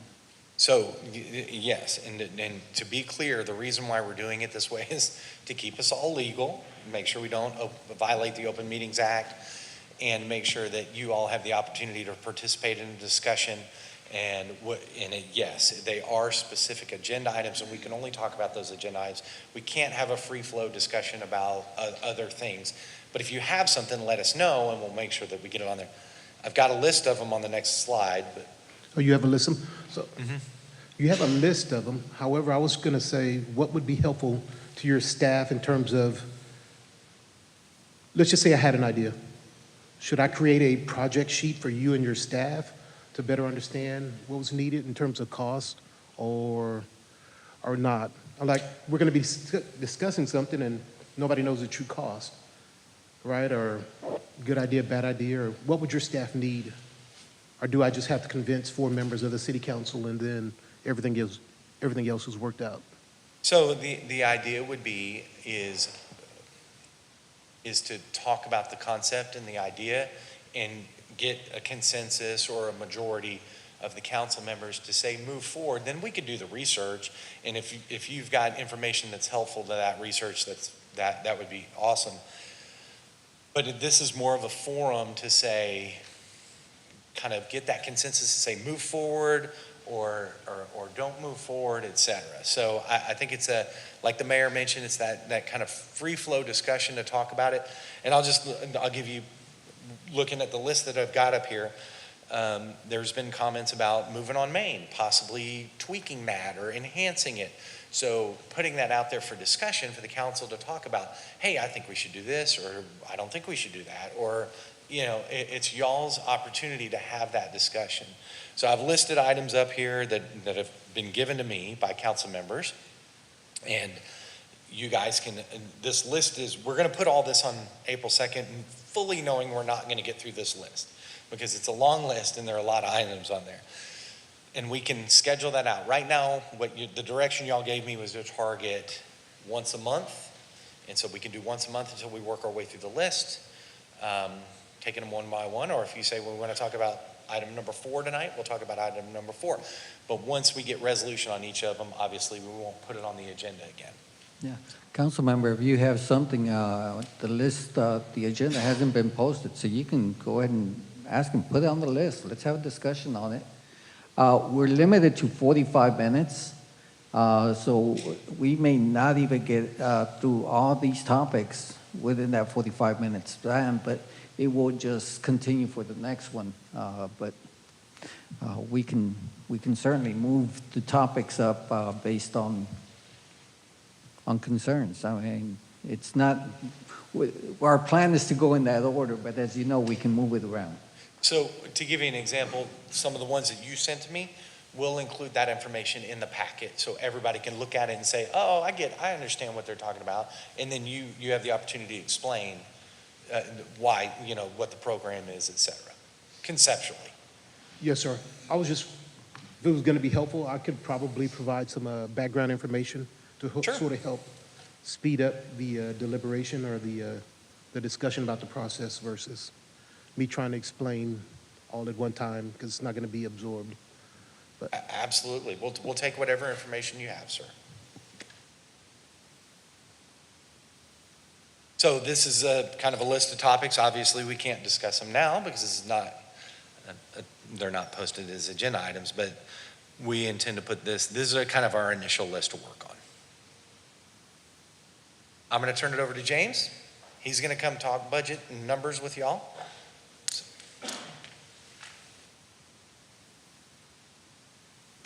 All right, good morning. I want to give you an update on what we see so far in our current fiscal year. I'll start with the general fund. Overall revenues, I'm going to talk about the property taxes. So if you look at that category on the reports, it is looking a little bit down.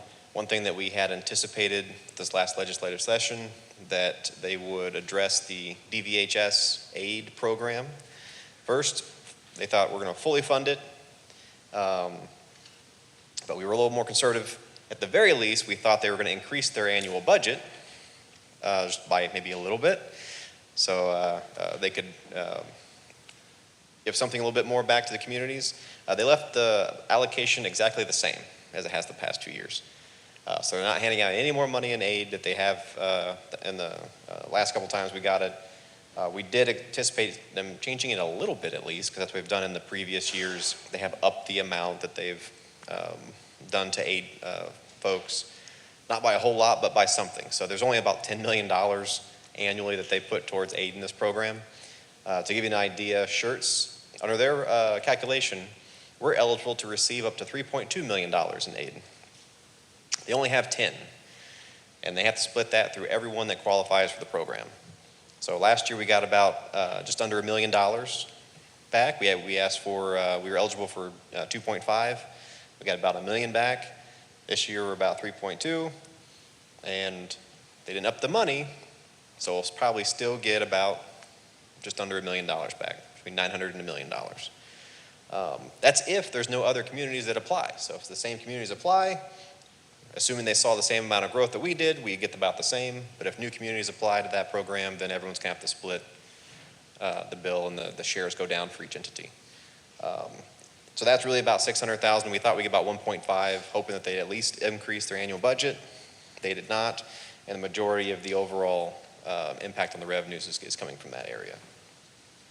I'll touch on sales tax a little bit. We don't have a whole bunch of data on sales tax for the current fiscal year, since they're about 2 months late. So we just got March information about a week ago. February's information is actually for December, so we're about 2 months behind. So we only have about a third of our overall annual sales taxes in. We have noticed that the sales taxes are slowing down. So the economy starts to slow down, sales taxes are topping out. Did a couple of negative amounts the past 2 months, and our 12-month rolling average is sitting at about 6%, 6.3%. Which is below our long-term average of 7%. So still good. I mean, 6% growth is still really good. It's just this is the first time we've been below our long-term average since 2021. So we'll see how the rest of the year shakes out with sales taxes. That could be flat or could be a little bit down as well. Otherwise, franchise fees are on target, permits are on target, thanks to some big commercial fees that we collected right in the beginning of the fiscal year. Another point I want to make, investment income is actually on target, which is good.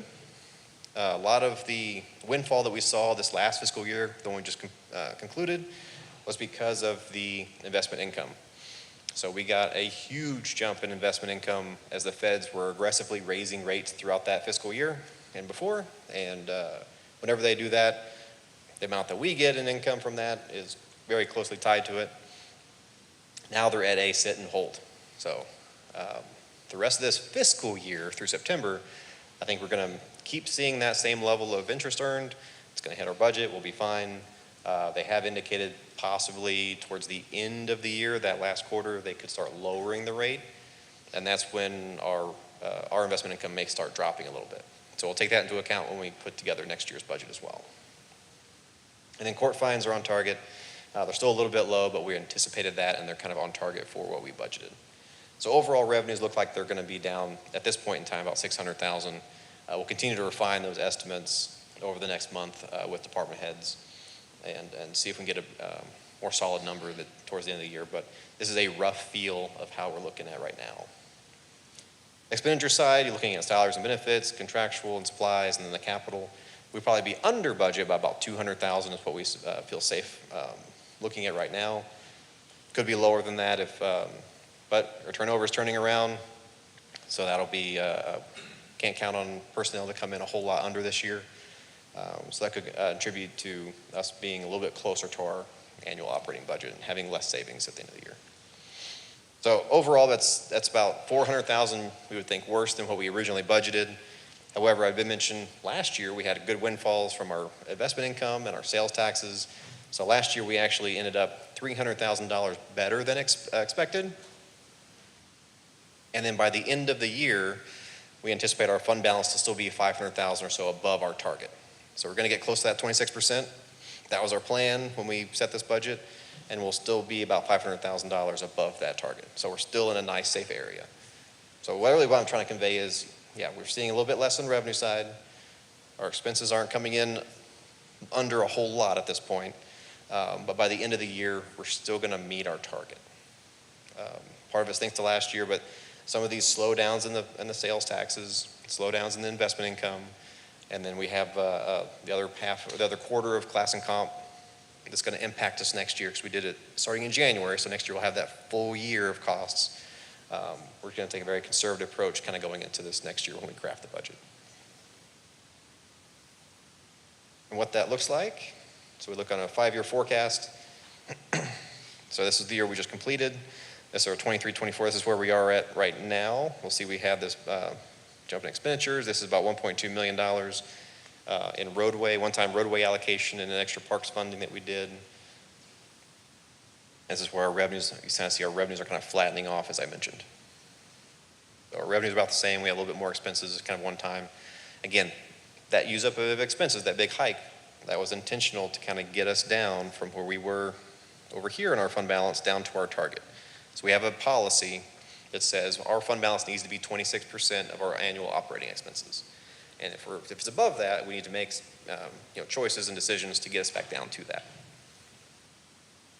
And so then forecasting out general growth, keeping our revenues just above our expenses, and then kind of riding that line and maintaining that fund balance. If we have a windfall, we can put more towards capital projects, do some other one-time deals. And so that forecast really ties back into the CIP and what we just talked about.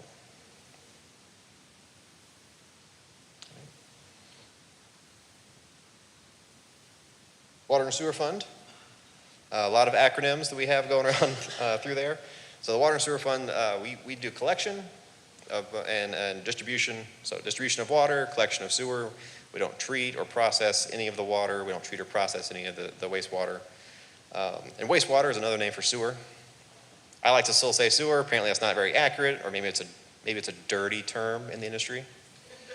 So they say wastewater. Sorry. But yeah, so SSLGC, that's where we get the bulk of our water from. Schertz partnership with Seguin. CVLGC, sort of the same thing, kind of budding out, may develop into another water provider for us as we partner with Cibolo. CCMA is a Cibolo Creek Municipal Authority. They treat the bulk of the city's sewage and wastewater. And then GVSUD, they're in part of eastern Schertz and a lot more towards the southeast Schertz. They do water and sewer. Sarah, without an H, treats some sewer in the southern area of Schertz as well on the west side of 1518. And then MBU, they got a little sliver up in the upper right corner, 35, and just past that. So they treat sewer up there as well. So on the wastewater side, their 5-year forecast. So we're actually right here, right? So they're looking pretty good. They're looking fairly healthy. Revenue's coming in good. Expenses are maintaining. You'll see we've been increasing their fund balance for a while. This is their 26% target. And so this really kind of goes to emphasize the two kind of financial plans we have working together. We have our 5-year forecast, which is operating budget, seeing how much we need to just kind of keep the lights going, everything running in the next 5 years compared to what our revenue is. And then we have the capital improvement plan. We have all those big project lists. When are those expenses going to hit? When do they need to come on to meet the needs of our city? And so those two plans working together basically looks like this. This is our year 23-24. We have this kind of gap. We have this much funds above our target.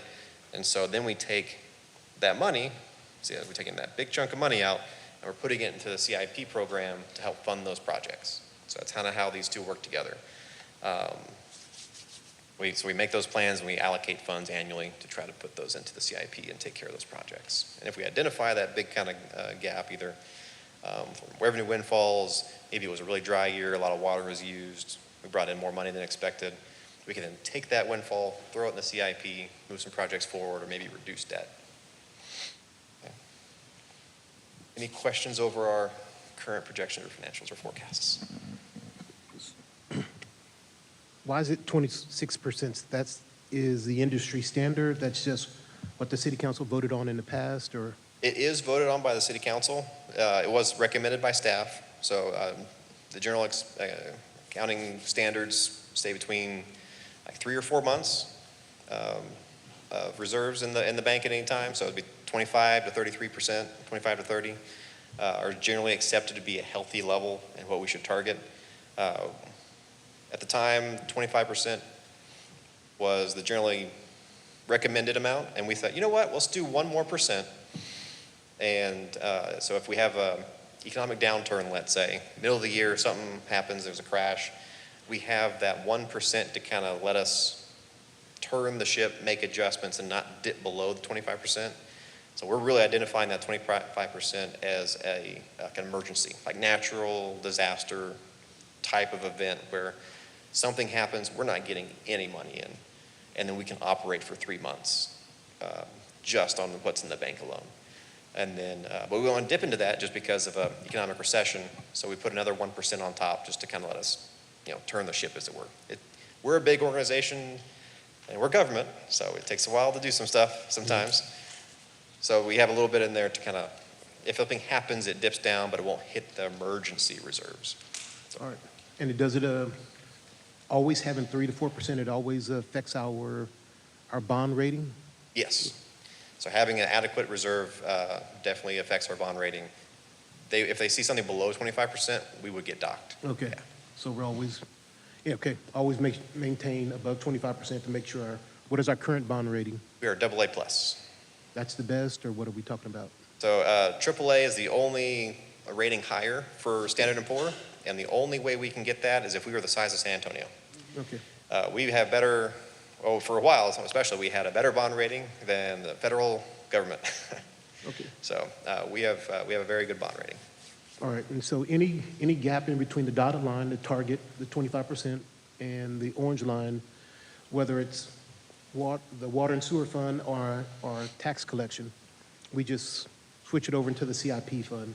That's our plan right now. We can do a couple of things with it. Like one, we can buy down the tax rate, so lower the tax rate, use those funds, lower the tax rate, basically turn them into operating revenues. Right. But we got that big list of projects that we're trying to find $100 million for. So our recommendation is kind of, if we end up with more money than expected, we put it to that use. Okay. Thank So you. in this fiscal year and subsequent fiscal years for the general fund, we had excess fund balance, and James showed you on that slide. We used some of it for one-time purchases of police equipment, body-worn cameras, tasers, et cetera. But then we put the rest of it to augment street maintenance. So the idea is we have this extra fund balance above our policy limit. Let's put it to work and use it. Street maintenance being such a high priority, that's why we're using that excess fund balance to add to what we have in our base budget as it is. And when it runs out, and we'll address, we'll figure out where we can get more money after that. But we wanted to put that to work right away. Thank you.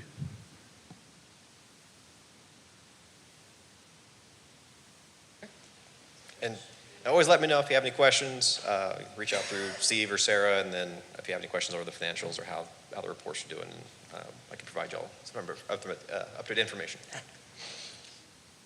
I feel like we owe you an applause. Good job.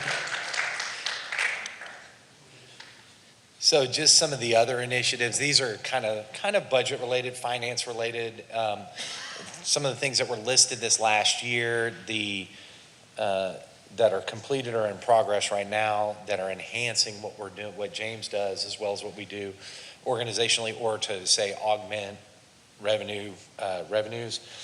The first one, ERP Pro, is something that the council or the public doesn't really see, but that's the general ledger or the ERP system for the city. James has upgraded to the newest version. And we're also making some process changes in the way we do our payments and streamlining that quite a bit. We're going to a paperless system where a lot of the paper shuffle will be eliminated and will actually increase accountability and security and then reduce paper at the same time. So there's a big efficiency gain there. Legislative affairs and grant coordination, that's something that Linda took on, public affairs.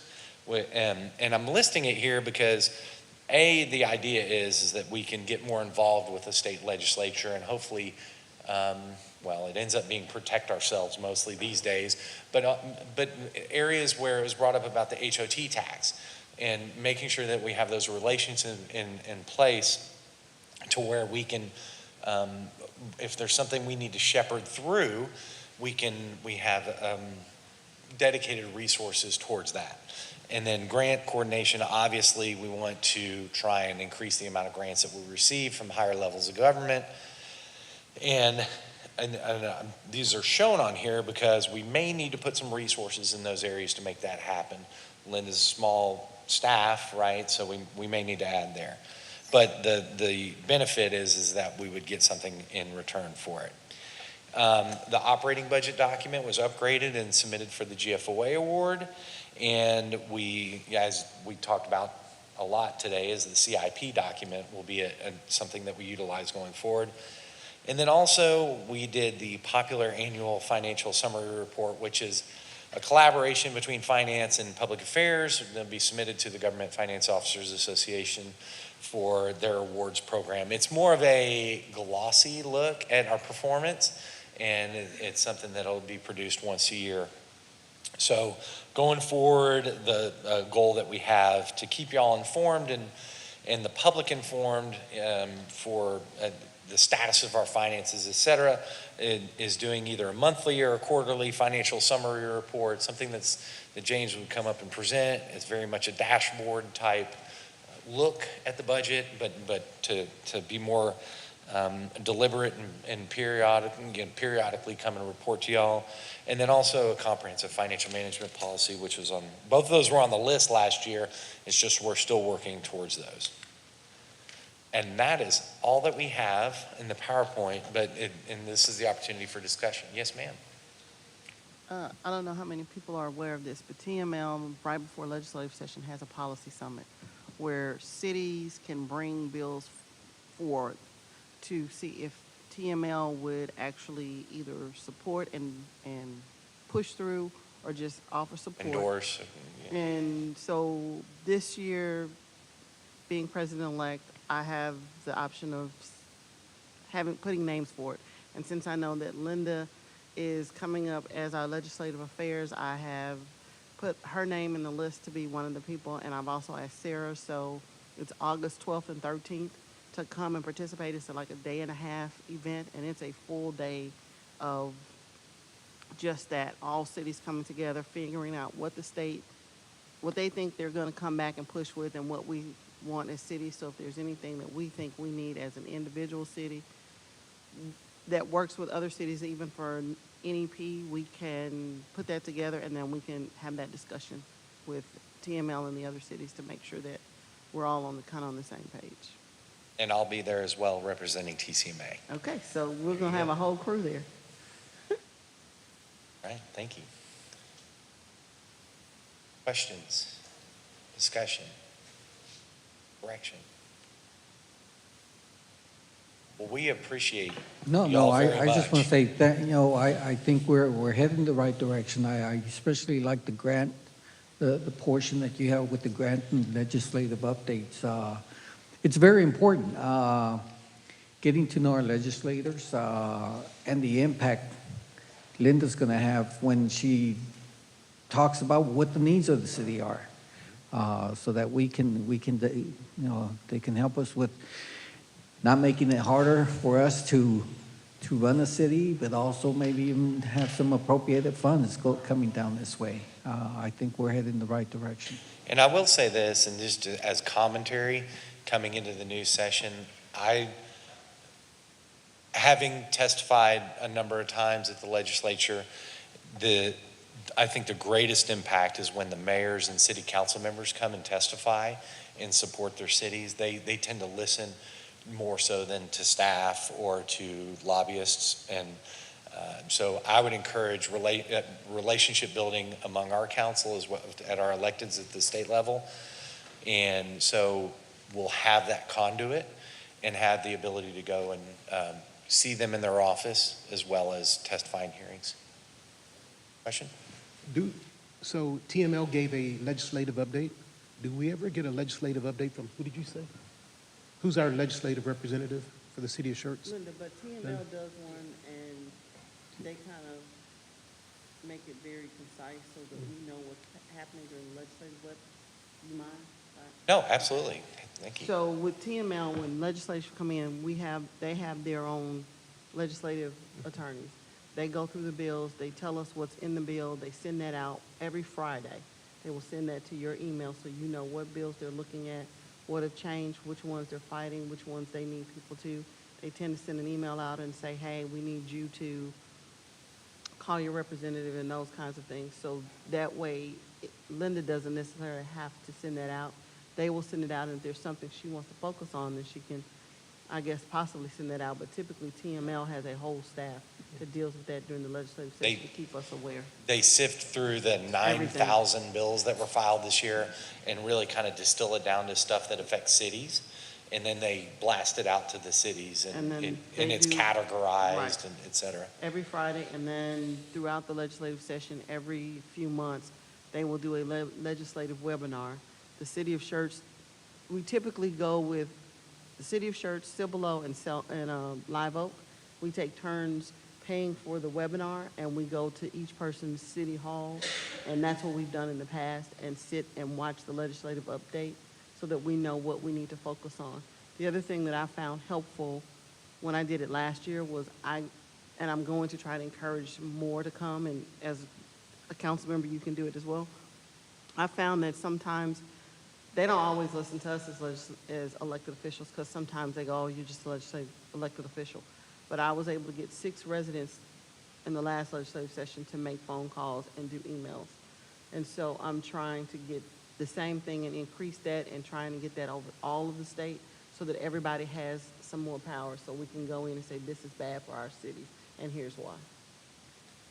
Is there so what's good for Schertz? The presumption is what's good for Schertz is what's good for Cibolo and what's good for Universal City? Do we have, or? No, No, not necessarily. Not no. necessarily, but. We all have our different priorities and, different. But when it comes to the cities and the legislation that comes down, most of that is going to affect all the cities kind of The same. the or same worse? or worse. Like one of the bills that we have been looking at, and I have been talking with the executive director a lot, is the tiny homes. And there are cities that are trying it, but it only lost by 3 votes last legislative session to tell cities that they can no longer control lot sizes. They're not just passing it in blue states, they're also passing it in red states like Montana. So it's coming from both sides. The left side, or Democrats, they're pushing it because they say it's affordable housing. The Republican side, they're pushing it based on property rights. So when they're converging on both of us at the same time, it makes it difficult for cities to maybe possibly fight that, but we have been looking at in different ways and talking about how we might be able to approach them and work through that. So a lot of times we will be working through that, and once I take over as president in October, part of my big job is to be down or up in Austin, talking to the different legislators, making connections and talking to them about what the concerns are. I don't mind having anybody else join me, but that's going to be my role as the president, is fighting. I hate to say the word fighting, but Sorry, if I can, I just wanted to add. Advocating. Advocate, there you go. Advocate. Just wanted to add to that. So the legislative program that the city is developing is new, and part of that is going to be going to the policy summit in August and learning sort of what the state anticipates to be sort of the key issues that are going to come about next session. and then looking at that from the Schertz perspective and developing a legislative agenda that would sort of guide where I focus, because there's 9,000 bills that get proposed. Obviously, we can't focus on 9,000. And so it's creating that agenda of, as a council, where is our focus on the legislation? And then those, I would be able to provide key updates when those are moving forward in the process. And so TML is obviously going to have their couple thousand bills that they're going to be pushing, but we'll have our key bills as well, which may or may not align with other neighboring communities. But Northeast Partnership also develops a legislative agenda, and they have key bills that in the region, what's the region looking at, and they advocate as a group for those. Perfect topic for the workshop when it's getting closer to that time, right? Yes, sir. Yeah. Yeah, we will bring a legislative priorities list and focus in on those areas.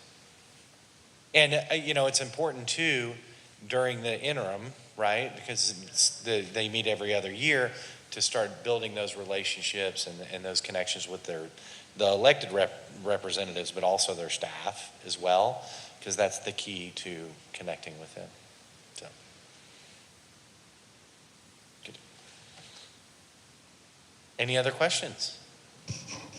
I know this, budget-based and everything else today and whatnot, but I also get, I'm not going to say concerned, but I look at a little bit bigger picture of our growth, how we're impacted and everything else, and just making sure, and I know down in the weeds, our guys are doing a good job of coordinating police, fire, things like that, but policy-wise, growth-wise with our neighboring communities, to make sure that, if we're planning a road, that it just doesn't go to the creek and stop, as an extreme example. But just, again, not to try to share resources, not to try to take anybody's projects or anything like that, just to make sure that, that we do connect properly and planned ahead, things along that line, and that we are, preserving our futures too.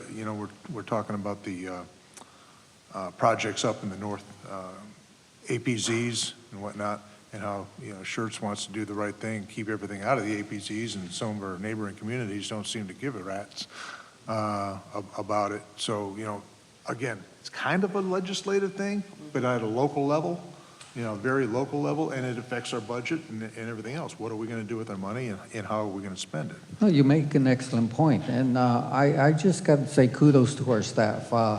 We have a pre-development meeting, and with some of these developers, before they even spend quite a bit of money, I mean, they actually meet with the staff and say, here's where everything's at, here's where the infrastructure's at, here's where the water, the wastewater. I know we do that all with that each is- project, but I'm just talking about our communities, the neighboring communities, so that, they don't go off on a that we tangent. would need to have a regional focus. I Yeah. mean, Those conversations Yeah. also happen with our sister cities. And I think we have 8 border cities that we.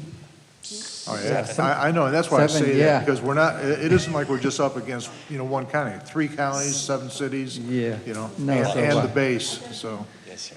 No, those communications do occur, and, like I said, no, our staff is very well aware of, when these projects are close to another city, there is discussion. There is discussion, and partnerships are actually needed in some situations too. It's like I said, I know down, police, fire, EMS, they're well-connected, but, that's, on processes and procedures there. But I see it, like from the SSLGC board, there's potential issues out there every day, depending on what city you're talking to, and, so I just want to make sure we're fully engaged in that. And again, I know we're at a budget meeting, not a policy meeting, but.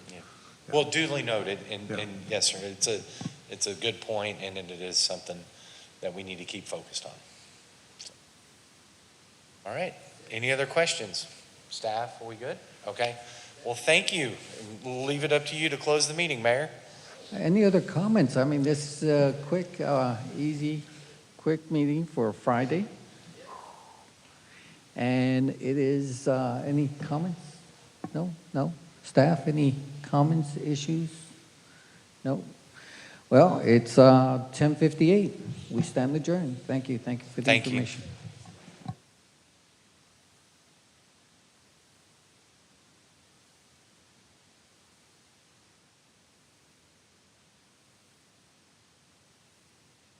So if y'all want to hang around, there's pizza on the way at 11:30, or come back at 11:30, get some pizza.